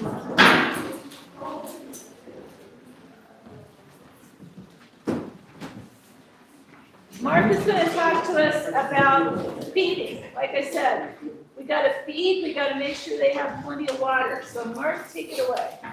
All right. So the big questions that we want to talk about are why are we feeding, what are we feeding, and when are we feeding? Those are the big questions. So why we're feeding is also dependent on the time of year and what's happening with the bees at any particular time. Over the past winter, we've been feeding them primarily solid sugar. It's either been, or they just had honey in their frames and they've just been consuming their own. We may have been feeding them fondant or candy bricks. We may have been feeding them heavy syrup mixtures over the winter, like 2-to-1 syrup mixtures. And that was primarily just to have, well, let me ask this. Why do we feed them sugar at all? That's the closest thing to nectar there is in the world. Right. So sugars is their energy source, right? It's what keeps them going when they need to generate heat, when they need to be able to fly, when they need to be able to do motion, they need the sugars. So that's why we're feeding sugars. Primarily during a normal winter when it's nice and cold, they're clustering, they're just trying to stay warm, they're consuming sugars to generate that heat to basically survive until the spring. we're having a very weird winter. It has been extremely warm all winter long, and things are moving much earlier than usual. I moved a couple of hives this past week that were donated to me, so I had to kind of take them apart. And I had 7 frames of brood in each one of those hives. So they are ready to go. Now, normally it's like, oh, well, we're looking at this at, the end of April is when we're going to be doing a lot of this kind of stuff. They're on it. So I'm having to change things and play around a little bit. But I also have to be careful about what I'm feeding and when I'm feeding and how much I'm feeding, because it will stimulate them to start going into other mechanisms. So the other thing that we do is we also feed them protein sources. So typically what we're talking about is pollen, and we're typically feeding pollen patties. And there's a wide variety of commercial pollen patties. You can make your own pollen patties. I like the global patties because they're made with real pollen. But what this is the protein to be able to make new bees, right? Each one of these things can stimulate the colony into going into major brood production. And feeding a lot at the wrong time can make them go much faster, and then you start having to worry about swarming earlier. Now, it depends on what your goals are. That may not be a bad thing. I have to make a lot of bees this year. I'm going to be doing a lot of splits this year. So if my bees are actually, building up a little bit early, that's not necessarily a bad thing for me. But I do also have to be conscious of the fact that we're going into these temperature cycles. We're still going into cold temperatures. We still could have a cold snap. I doubt it's going to really happen, but we could. If they overbuild their brood and they don't have enough nurse bees to be able to cover that brood, and we hit these cold temperatures, those brood will be temperature affected and can die. And then that can set the colony back. Okay? So I've stopped at this point in feeding solid sugars because I think, at least in my local area, I'm in Highlands Ranch. It's a little bit different than out here, but I'm definitely in the spring buildup. I'm definitely in the going. So I'm starting to change my my feeding structure. I will most likely start moving into some liquid feeds, and where in the fall, we'd been feeding these heavy syrups, so 2 parts of sugar to 1 part water. We're going to be feeding more of a direct 1-to-1 or even a slightly more dilute sugar solution. Now, knowing that I'm going to start feeding that, they're really going to be started to be stimulated into this brood production. And the big thing that you also have to remember is once you start feeding them, you're going to need to continue feeding them until the floral sources out in the environment can support the bees themselves. You really don't want to get them all excited and start building up and then not give them the resources. You're going to have a lot of nutrition issues. You're going to have a lot of problems with the colony overall. Any questions at this point? Okay, so part of this is how do I feed? So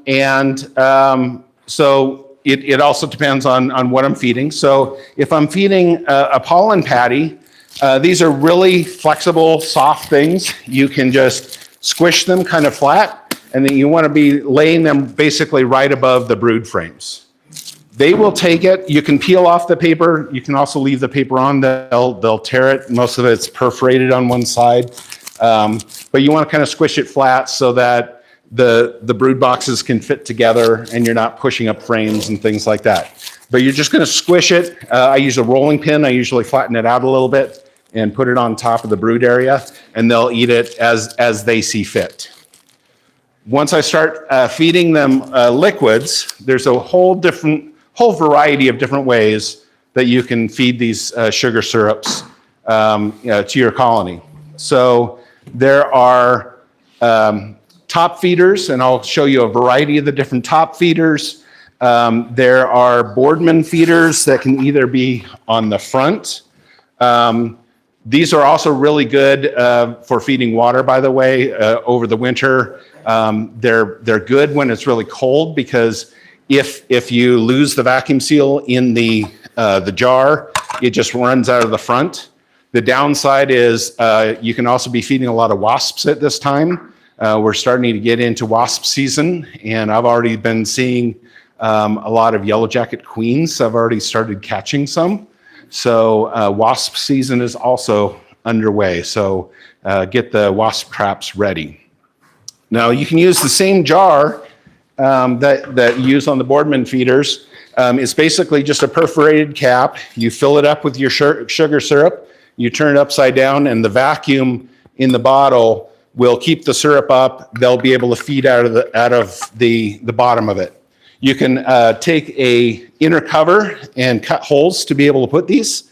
But any of the systems that you're using a vacuum on, you have to be really careful as we go through temperature swings. So we're getting really hot days, we're getting really cold nights. You can lose the vacuum and it can drain down on your bees. We really don't want to have wet bees because that can cause all sorts of problems. Typically wet bees are dead bees.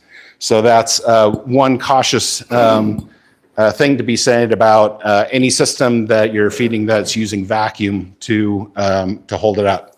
You can also take a Ziploc bag, fill it up, and make some little pokes in the top with a knife, laying that with a shim on top of your frames, and they'll be able to access it that way.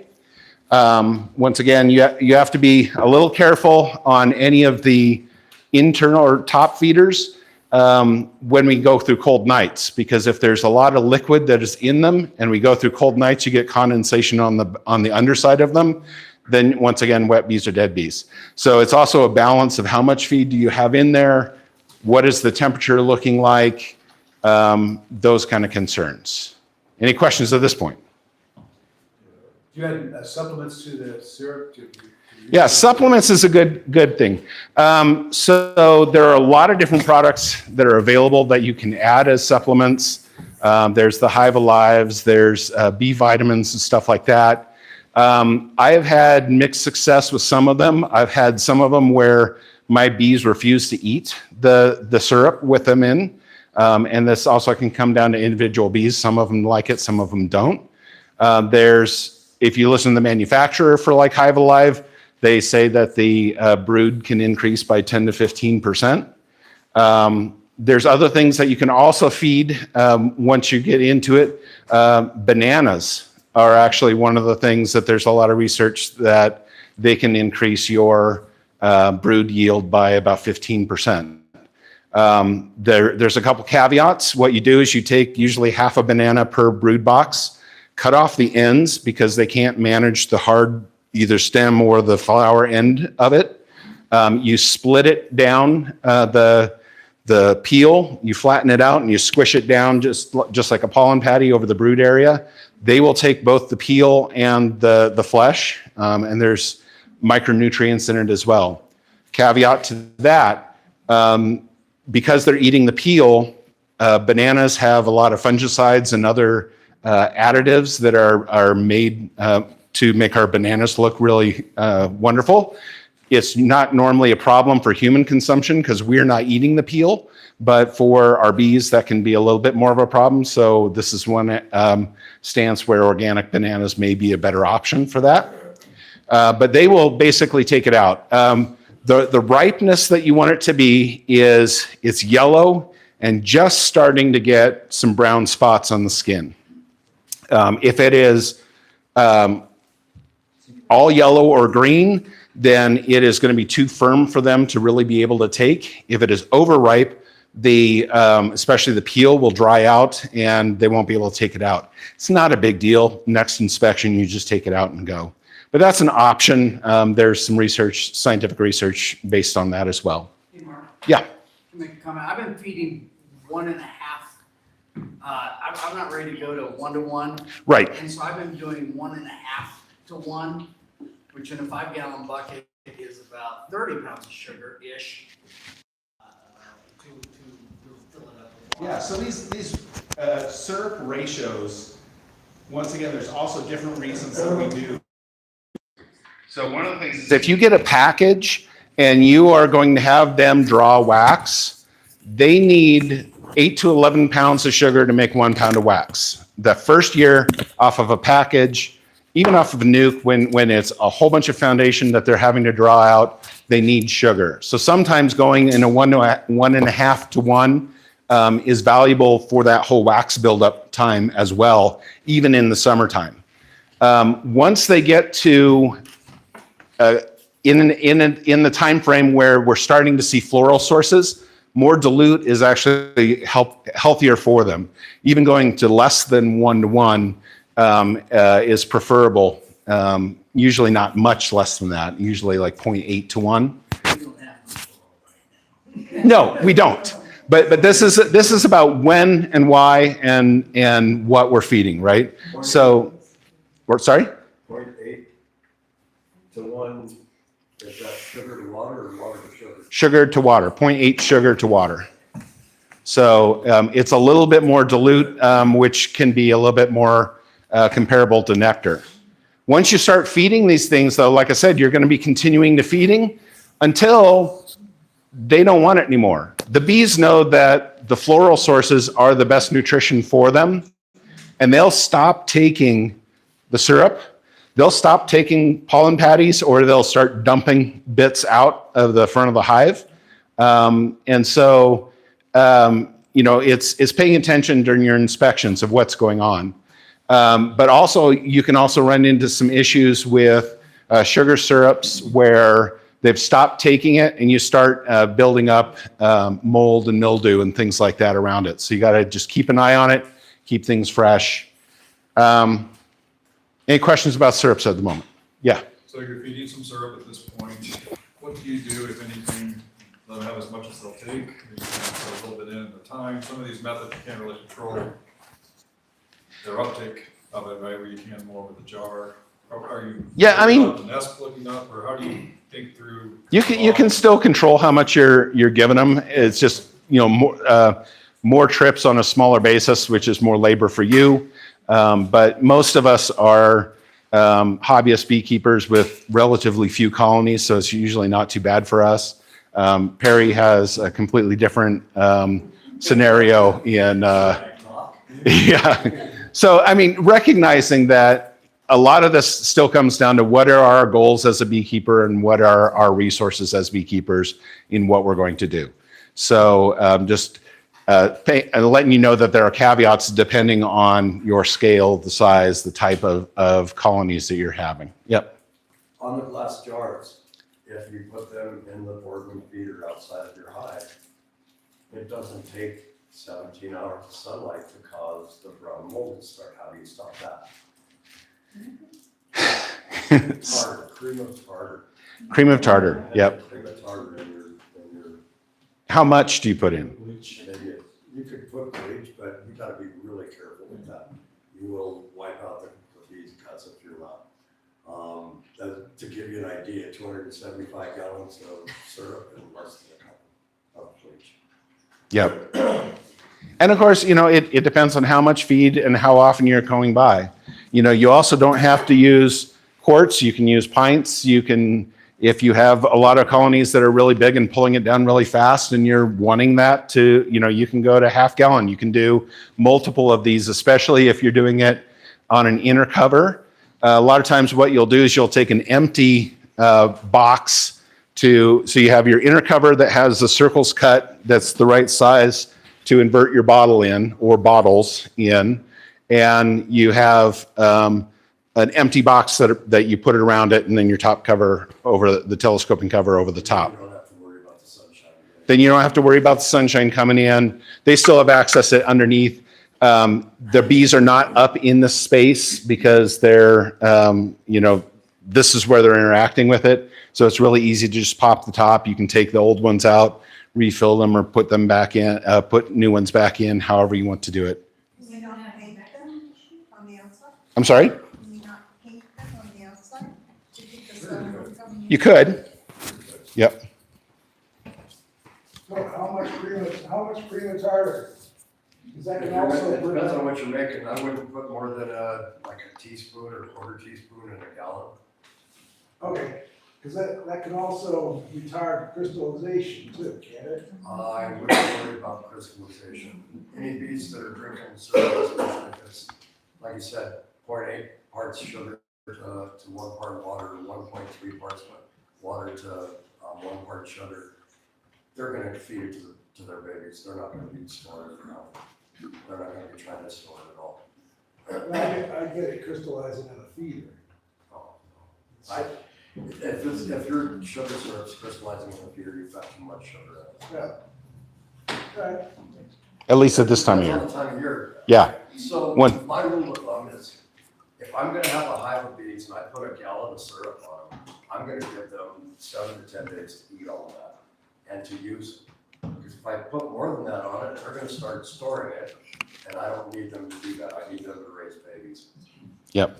The other thing that you can really get yourself in trouble with is if you're putting on too much and they're actually putting it into their frames, you can become honey bound, where the queen just does not have cells to be able to lay brood in. And that can also cause you problems with either swarming or absconsions, and just overall retardation of your colony because they're not able to build the way that they want. They're not able to build that workforce to be able to go out and get the nectar to make the honey that you're going to want as the spring progresses. Yes? Okay, so with that box thing, the vacuum, is it gonna cause some issue? Would it be better? And my first question was, how about if you just do one of those bowls with the rocks in it with the sugar water in there, so that you don't have to problem with that? So that's more open feeding. Different beekeepers have different opinions on open feeding. For me right now, that would be a wasp feeder. You're going to have a whole bunch of everything else in the environment that also can't find any food source is going to be able to do that. But that kind of leads me into my favorite ways of feeding. So I'm going to show you a couple different kinds of top feeders. So I'm setting these on top of my brood frames. We'll start with some of the more traditional. So in this style, it's wood. They actually have these, no, I got it. I just was tilting it to have this out. These little platforms will actually float on top of the syrup. So the bees are able to come up through the center channel and they can go over and they don't drown because they're able to kind of sit on top of it. Some people also fill this up with straw. I don't like doing that because that tends to promote mold growth, especially in our environment. So, but other beekeepers have done that for a while. So this is definitely one of the more traditional ways of a top feeder, and it works just fine. Sometimes you still end up with a few dead bees in here. The other thing that you can do though is you can also just fill up one side with syrup and you can put your pollen patties in the other side, and so that they have access to both solid food and liquid food. And this is really easy to be able to pop the top off of and refill. Yeah. Do you have to treat that wood in any way to keep it so, because it's water, it's moisture? Typically not, and you will still see some mildew type building up. Bees are typically going to be fairly hygienic. They also will take care of some of that. You do want to not overfill it so that there's a whole lot just sitting there. You're wanting to, once again, try to manage how often you're feeding them if you can, with your schedules and things like that, to have enough that they're able to meet their needs for the time of the season, but not having too much. Mark, can I just Yeah. make a comment on that? I've got one of those, I've got the other types of feeders that you're gonna show, and I have this one as well. And I didn't really think it through before I bought one of those, because when I pop the top to refill, I'll have a face full of bees. Yeah, because this is free access for the bees. As soon as you pop the top off, any bees that are here can definitely come at you. So that's something to consider, especially if it's been a couple of days and it's empty and they're blaming you that there's no flowers in the environment. It's your fault and they will let you know. But that's where we come into another style. So on this one, there's a nice screen in here. You still fill this up. They still come up, but they're confined by the screen. So they can climb down, and the screen also gives them something to grab onto, and they're able to draw down the liquid pretty low. This one isn't really suited to be able to do additions of any solid foods because they only have access right along inside this screen. You also run into a problem where we should be leveling our hives. Our hives should be level side to side, and it should be slightly tilted forward.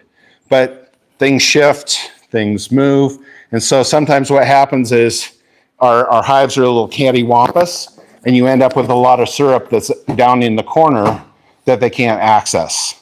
And so that's also a place to start getting mold growth and things like that. That's where I like my favorite design, which this one's out of New Zealand. There's a US version that has just the center piece that's here. There's a cap that has a textured plastic that they can come down and get it. The US version has the same problem where it's tipped down on a side, they can't access it. But on this one, there are these feeders in each one of the corners. And so no matter how it's tilted, they have access to the corner. So any fluid that goes down there, they'll be able to access the full amount of syrup. You also, you can still end up with some drowned bees, even in this design. A lot of times that's because they're desperate for the syrup. They're rushing so fast that they're pushing each other down into the syrup. And so sometimes I have to, once I've eaten it, I'll pop these off and kind of scrape out just a few dead bees. But it's only, 4 or 5 bees in a corner as opposed to some of the other ones where you just have handfuls of bees. They do also make these, for nukes. So same thing for a fry frame nuke. So it's a cute little one. The other advantage is, once again, it's 2 different compartments. So I can put pollen patties on one side and have sugar syrup in the other. I got a So, question. yeah. If they've got those cards on, how do they get to the pollen patty? Oh, you take them out. So what you do is you just pop these out on one side, I'll tell you a little secret. and then they have access there. Yeah. They're not gonna move that far to get a pollen patty. Yeah. Well, I've had them take it. Mostly it's when they've started slowing down when I'm because normally I'm putting it directly on the brood frame anyway. Exactly. That's typically what I'm doing, but I've also had where I've had bits of pollen patties and I've just kind of thrown it in the top while I still had the liquid feed on, and they've come in and finished them off. So, I've never seen that. yeah, that's been what I've had. Like any other beekeeper, right? Yep. You got things that you've seen that I've never seen. Yep. And things that I've seen that you've never seen. Same thing that you can also use these in the wintertime. If you wanted to use solid feed, you could put fondant in here. Or if you wanted the camp method or something like that, you can put other solid sugars up in here as well and not have to worry about it. It is a lot of extra dead space from a temperature standpoint, so I typically don't leave these on over the winter time, but those are options.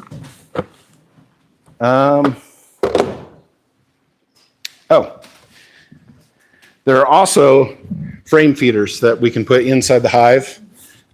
So these take the place of a couple of frames, and you can then fill these up with syrup. There's little ladders that are down inside here that the bees can access. A lot of commercial beekeepers use these because they can easily come through and feed them. I've never actually used the internal frame feeders because you're also pulling out frames. And I'd just rather use my top feeders, but it's a personal choice. A couple of, if I may. Yeah. A 1.5-gallon feeder will replace 2 frames. The one you've got in your hand. Yep. Is a 2 gallon. It's almost 3 frames to replace. I never take them out. I feed my bees, like I say, with a 1.5-gallon feeder, I can feed 80 colonies in about 30 minutes. The way that I've got my setup. Yep. I don't try to, if I feed them a 1.5 gallon of syrup, I only have to do that once every 10 days. And once again, different goals, different purposes. As a commercial beekeeper, he doesn't have as much time as I do to spend in each individual colony. He's moving through yards. He's doing bulk feeds. He's doing bulk assessments. So there are different goals that we have as beekeepers. But it's certainly something to learn from each other. There's a lot that we can learn from all the members of our club. Anyone else have any other questions, input? Yeah? Yeah, we found just food for thought. There's a couple different styles of those feeders. Yep. One of them steps down a little bit, the other one's flat across. We've had some issues with the ones that are flat across, bees just not getting into them. There seemed to be enough bee space above them, but we've had better luck with the ones that dip down a little bit. Yeah, that's good to know. Once again, I've never actually used them. I've also heard sometimes of the ladders falling in and not being retained, and then you end up with a lot of drowning. And so you can end up with a lot of dead bees in them. They bulge too. Yep. There's space between the wood and the outer chimney. So put 5 beekeepers in a room, you're going to have 12 opinions. So, there's a lot of different options. Yeah.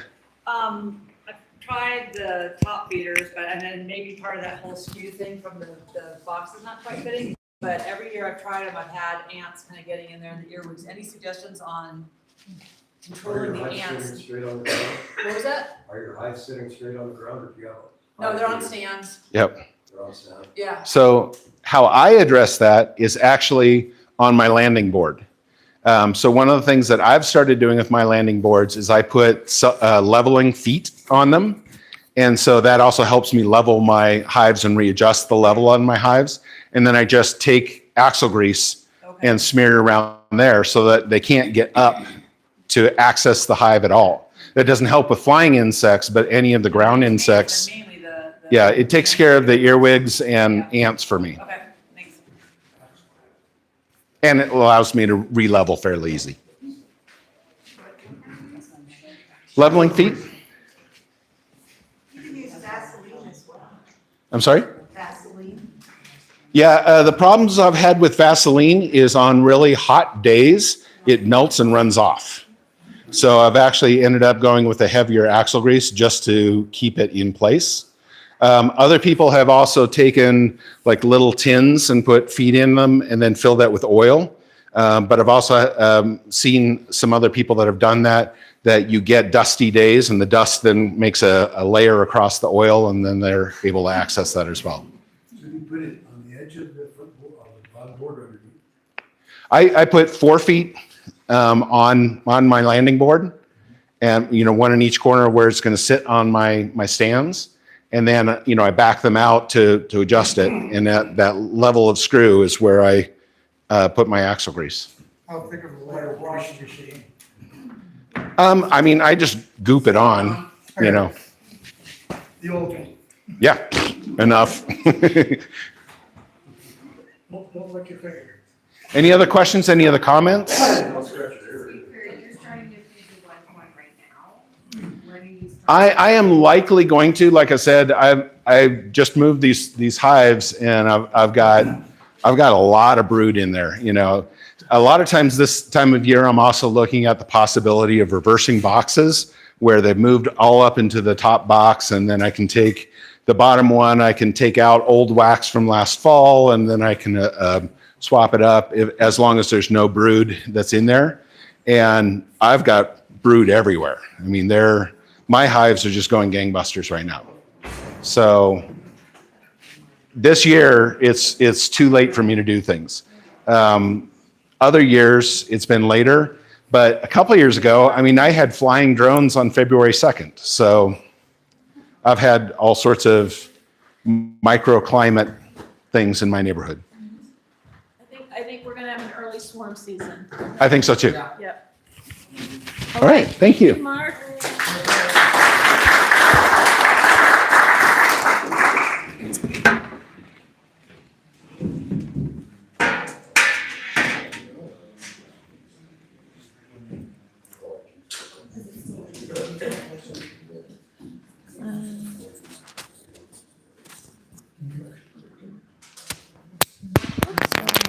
Sorry.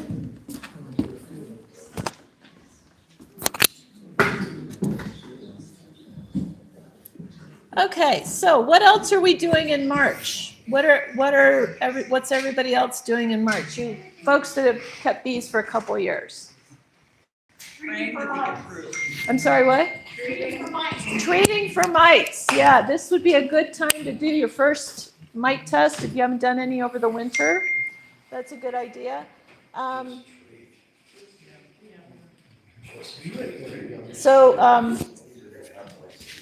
Harry is saying just treat, don't test. That's another approach. See what's going on with that. Looking at your equipment needs, again, we've kind of been harping on this for the last few months, but it's kind of do or die now. You need to kind of get that organized. Check at hive activity. However, I will tell you, and I don't have anything scientific to base this on, but it has been my experience over now my 10th year of beekeeping that when we have a serious drop in temperature, like it's in the 60s today, tomorrow it's going to be in the 20s and possibly snow. If that kind of a temperature change happens, that seems to be when I lose bees. So if I'm looking ahead, like right now, I'm looking ahead where my location is Friday, I'm supposed to get 3.5 inches of snow. Even though tomorrow it's maybe going to be in the 60s, I am not going to open my hives because that's going to be enough stress for them to deal with that temperature drop. I don't need to be adding to their stress by forcing them to put everything back together after I've gotten in and messed around.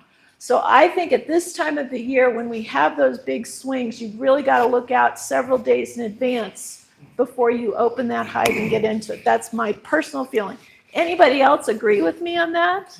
Yeah. Do we all agree? Okay, good. Feeding, we just kind of talked about that. And, we did a couple years ago, Brian did a great presentation on different ways to keep your hive records. Middle of July is not when you want to start doing that. You need to set that up now. I personally like this app that's on my phone. What's it called? B plus. B plus. B plus. Seems to be a really good one. Perry, even you use that, right? I think it's only iOS. Just Apple. It's only on an Apple. So unfortunately, those of you without Apples, but it really is. I use Hive Tracks. Yeah. Hive Tracks is another one. So look into those. I'll tell you what, though, we talked about Beth Conry being the person teaching down at the Botanic Garden. She's got this big business, B Squared up north, sells tons and tons and tons of honey. I asked her once, I said, how do you keep records on your hives? She says, oh, piece of paper. So, I mean, it runs from the high tech to a piece of paper. Sharpie. She keeps her paper in her hive in a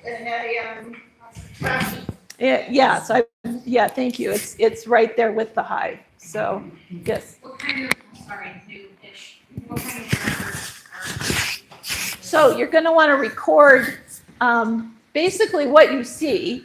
Okay, I see, 3 frames. He's got 6 frames of brood already. So you want to record how many frames of brood. Do you have any honey frames? Have you seen the queen? Do you see the queen? Do you see evidence that there's a queen? Even if you don't see the queen, do you see eggs so you know she's there? The really nice thing about the B Plus program is it kind of has those questions there. I don't fill out every single thing, every single inspection, but it's just real nice to keep that. But set up something so that you can go back because you will not remember. You think you'll remember, but you won't remember when things happen. Yeah, Perry. Flat roll tape, a silver marker, silver Sharpie. That way it's removable late in the year when as it gets all filled up. Yeah. So the piece of tape, the piece of duct tape on the top of the hive, and a Sharpie. permanent Sharpie, the really expensive ones that don't that won't fade, and just write the date. And some people just have a little code they use, like a Q plus. Okay, I saw the queen. 3B, I saw 3B frames, something like that. You kind of have to develop your own system. The thing I don't like about that system, though, is I have hives that have lived for years and years and years, and I kind of want to look back and see what was this hive doing in April last year? Am compare and contrast, and that thing is going to be gone by then. So, all right. Any other ideas for what we're doing in March? I had other notes. Yes. I've heard a couple times, check the hive weight, lift up your hive, is it heavy? I mean, I feel like that's relative. Like, what is heavy? If it's really hard to pick up, it's heavy. Like, what's hard for me or what's hard for you? Right. Like, Yeah. it's really light, but you know you're not. Okay. So the question is, have you been doing it over the course of the winter? No. So that's something that you probably want to do over the course of the winter, because you'll be able to understand, okay, this is way lighter than it was last month. So my hives are ratchet strapped down. So I have to undo that every time I want to check them, and that's something that people do regularly. Is it ratcheted around the bottom board and everything, where you can take everything at once, or No, just it's to the ratcheted ground? to cinder blocks. To the cinder block, right? Yeah, that's That gonna would be Yeah. heavy. Yeah, and you don't have to lift it far, so you can just loosen it, and then, you're just lifting it half an inch. Are you familiar with how heavy a box of frames is? How about sometimes I'll show you. Brian has an idea. I'll take- Mine are on cinder blocks, and there's a toe strap around them. I just pick up the corner, like on the back, and I go, is this way heavy? Is it a one finger thing, or is it a whole hand thing? And you kind of go, if you kind of groan a little bit, you're in good shape. If you're like, wow, this is not easy, then you work. So it's kind of a whole hand or one finger. The whole hand or the one finger test.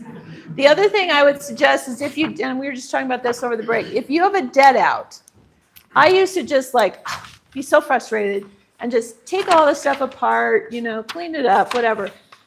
And then I'll be thinking a couple days later, well, I wonder why it died.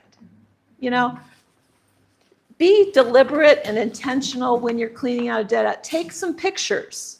I now have gone back and found some pictures that I'm like, oh, now I understand what happened. So if you take pictures of it and you don't understand what you're seeing, you can share it with another beekeeper. Maybe you can blow it up and see, oh my gosh, there's all kind of mite poop in there. I had an overgrowth of Take mites. pictures of different angles, from the bottom of the frame, to the Yeah. top of the frame, the side of the frame, because that Before will you give clean you a it lot of out. information later. No, dead out is when you got dead. They dead. A postmortem, an autopsy, It's just yes, good to have a, necropsy, experienced technically. beekeeper go through a dead out with you to talk about what happened. Yeah. And you can see if they were making emergency queen cells, or were desperately trying to, save themselves or whatever. It's good to go through your hive Yeah. with an experienced beekeeper that can help you understand what happened. Absolutely. That sounds like a good winter meeting. Oh. Topic is having someone bring in dead outs. Yeah, we could all bring in our favorite frame of dead bees. That's a good idea. Yeah, no, Unless it's foul brood. unless it's got foul brood. Thank you. Okay, we had the feeding discussion. We kind of did that. Okay, did you think of your most embarrassing beekeeping story? Who has one they want to tell? Oh, come on. Okay, come on up. You have to come up here to do it. Where's our little, oh, he's got it. Take the little microphone from Tim before you tell the story. I'm David Wren. I've been keeping bees for quite a while, but this story goes back a few years, but I've never told the story, first of all. And second thing is I learned two things from it. So just a little background information. I don't always take for given fact the standard best practices, I guess, for granted. So, occasionally I'll get an idea. It's like, for example, like one year I said, so I've got a bee suit on. Why do I need to use the smoker to the hives to calm them down? They won't be able to sting me anyway. But I found out they get really angry if I'm opening up the hive. And so I had lots of bees coming after me. And so I said, okay, now I understand why I need to use the smoker when I ever open up the hive. It's a good practice. But then probably 6 days later, I went out to do some gardening. And I found out that they stay angry. They remember. They remembered 6 days later that I got into their hives and made them really mad. And they did chase me away. They were warning me, and I said, okay, gotta go. And so 2 things learned from that. They do get really angry, and they remember it for a week. Okay. All right. So bees have long memories. I always say they're not rocket scientists, but they are smart. So who else has a story? Can I give a suggestion just for a second? Sure. Don't breathe on your bees. Don't breathe on your bees. Perry says, don't breathe on, yeah, the carbon dioxide. Yeah, they don't like that. So and I think it was Joe Comparada was telling us he noticed his hives were much gentler when he went to help somebody at the height of the COVID pandemic. And so they were both wearing masks and then put their suits on, and he realized the bees were so much calmer. And he realized it's because they weren't getting that carbon dioxide off of his breath. If you want to do a test, just go on the top of your hive and you'll see them. Good advice. That's what Harry does. That's what Perry does. Please. All right, anybody else with a story? Oh, come on. Come on, Larry. Come on. All right, Mark's got one. Here. So, moving these 2 hives, I found, of course, different bees have different temperaments. I found out all about ankle biters because this particular hive that I was moving, I have never had so many bees go up my pant leg, on the backs of my knees, on my inner thighs. Oh. I didn't get stung, which is great. And they were also ones that we've been in a fire ban, so I wasn't able to light a smoker, and I forgot my spray bottle at home. So be better prepared, and I'm going to have to work on the elastics on the bottom of my bee suit. All right, so ankle biter bees. Yay. I have forgotten to say the last couple times, one thing you should do when you've got downtime over the winter is inspect your suits. And if you don't sew, find somebody who sews that can replace those elastics. Because, man, those things stretch out in the heat. I store them out in the shed in the hot. So that's a good winter activity, too. You have a story? No, but on my veil, I touched my smoker, so I have like a little. Oh, come tell. That's a story. No, I just don't see any suggestions how to fix that. Oh, how do we fix? It's like a little bit of strain, and it's like sticky. I disagree. I've never been able to get that to work. Go ahead. Emergency patch. I roll with duct tape. Duct tape will work. Take 2 little penny-sized cuts of duct tape, one on the outside, one on the inside. Boom. Clear packing tape is better. Clear packing tape. Clear packing tape. Yeah. The problem I have. The problem I have with tape is that the first time it gets hot, it seems like it comes off. What I have done is go back to the old-fashioned darning my grandma taught me and just take a black needle and thread with black thread and just reweave it. And that'll hold up for quite a while. So, all right. So do we just have these two? I got one. All right, come on up. That made me remember. Come on up here. Come on, come on. So this can also be for those people who have not had bees yet. This was my first winter, spring that I did this. And my thing was I didn't need a bee suit because it's cold outside. So therefore the bees aren't going to be active because insects and cold-blooded creatures, aren't active when it's warm or when it's cold. So went out, I was going to do an inspection, can't remember what I was doing, but my husband was out there as well. Took the lid off. Things went well for about 2.5 seconds and then just chaos. And so I think that's how I lost my first hive because I dropped it down. I think the queen was probably one of the casualties in that. Still didn't manage to kind of close it all the way because I wasn't thinking about it. So I still left an opening. So all the bees kind of came out, dashed inside, let them kind of get cold again and go back in there, and then went back out with the bee suit. Waited about 3 weeks and realized I didn't have an active hive, and then had to go to one of the bee places, beg for, do you have any queens type things. That was also my first experience with having to requeen a hive. So yes, even though it's cold outside, it is how many degrees inside the hive? 98, 95? Yeah. They're gonna fly. So. All right, baby, it's cold outside. All right, so we have where use your smoker. We have bees crawling up the leg, and we have cold bees are angry bees. So we're gonna give applause for the three, and I get to judge who wins. My judging is final. So, no smoker.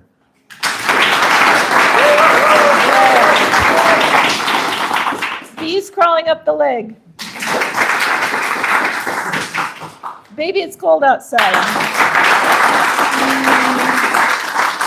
I'm gonna go with smoker.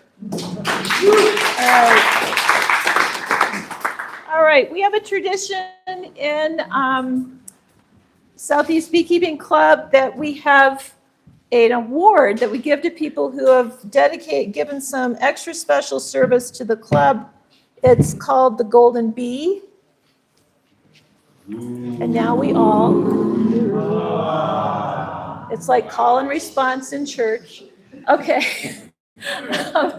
And we do have somebody who has done a really remarkable job for months, put together this mentoring program that we're about to start.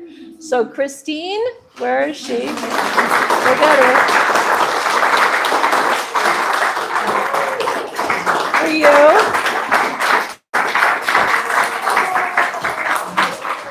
Congratulations. I'm sorry. Thank you very much. Yes, here, you can have all the accoutrements. All right, there we go. The black bag. All right, very good. All right, so I think it's time for the raffle. So Janice, you want to show what we have here? We have this really cute basket. Cute. We have a little zipper bag that says "Be Happy."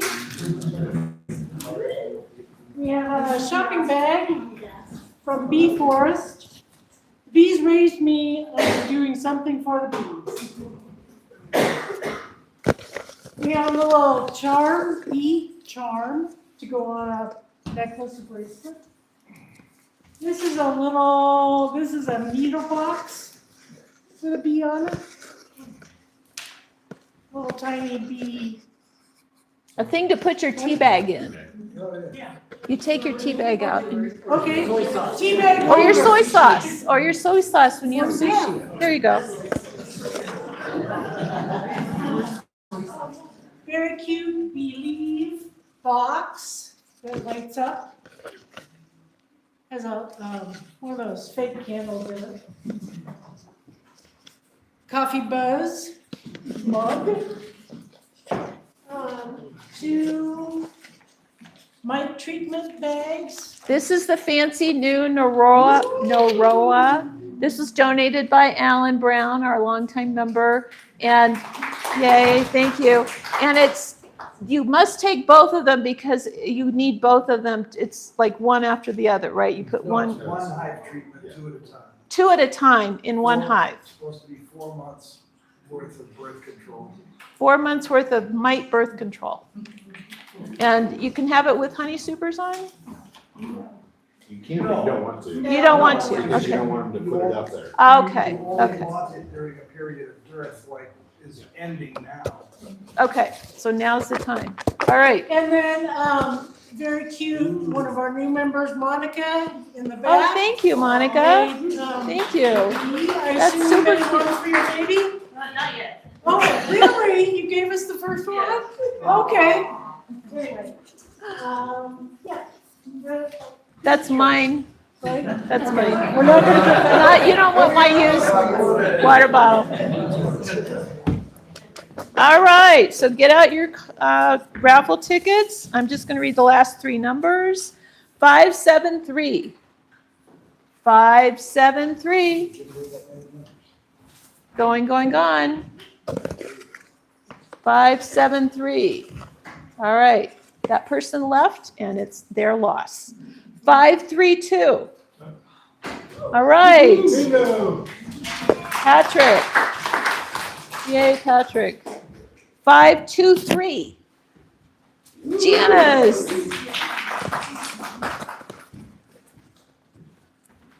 542. All right.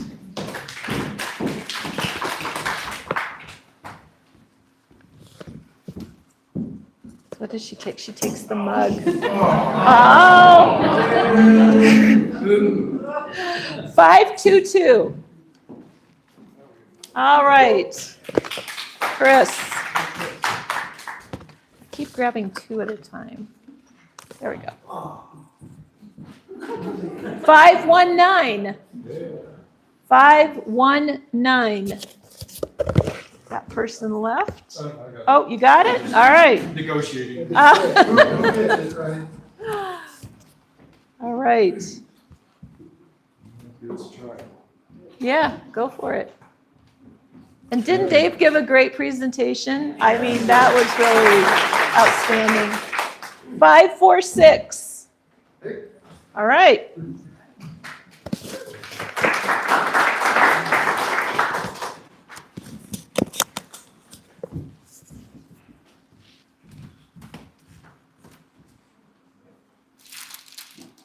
Sushi. He's going to have sushi. 528. Cynthia. All right. And Cynthia does such a great job. Assistant swarm commander and librarian. She totes those books in each time.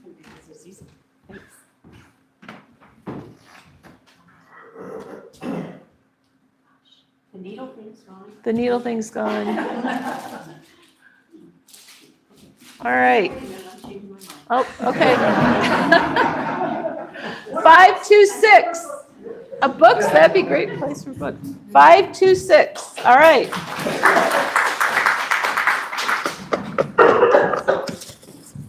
All right, we have 2 more things. Super cute. 524. All right, come on up and get something.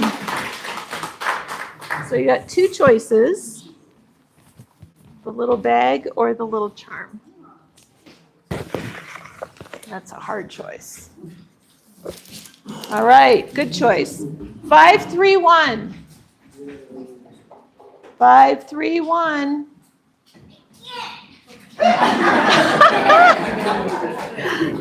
Don't have to choose after all. All right. Hey. All right. Well, thank you again, and please help put everything. Oh, yes, we have one more thing here. Wait. Yes, Brian, come on up. Grab the mic. Yeah, I just want to remind everybody as we're going back into our hives, now we don't know what all happened this winter inside the hive, so make sure we're going in with smoke. Make sure you're wearing, if you got the suit, it's a great time to wear the suit. If not, get your jacket on. I've opened up hives in the spring and been attacked. Sometimes there's no queen in there and they're really mad, so just be mindful of that. And then also be prepared. If you do get stung, make sure that you have some of those children's Benadryl, liquid Benadryl handy. Of course, we all have our EpiPens, I know, but be prepared. Make sure you have your baggie with you that has some Benadryl. I like the children's Benadryl that's liquid that I keep with me. I also keep some sting relief stuff that I got from Kenny Fuller.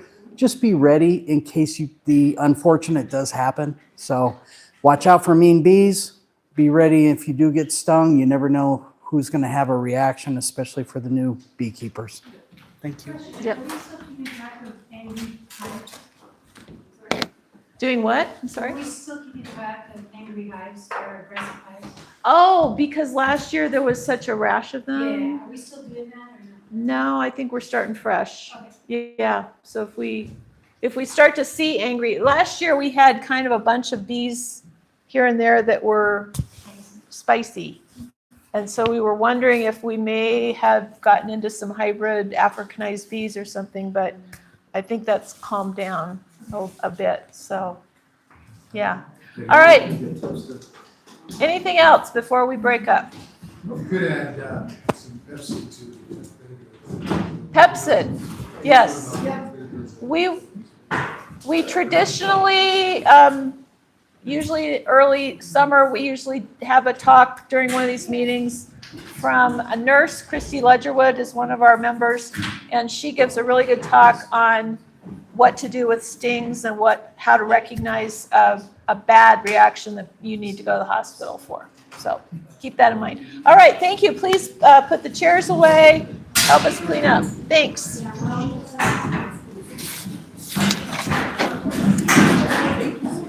Checking in last minute. Oh, no problem.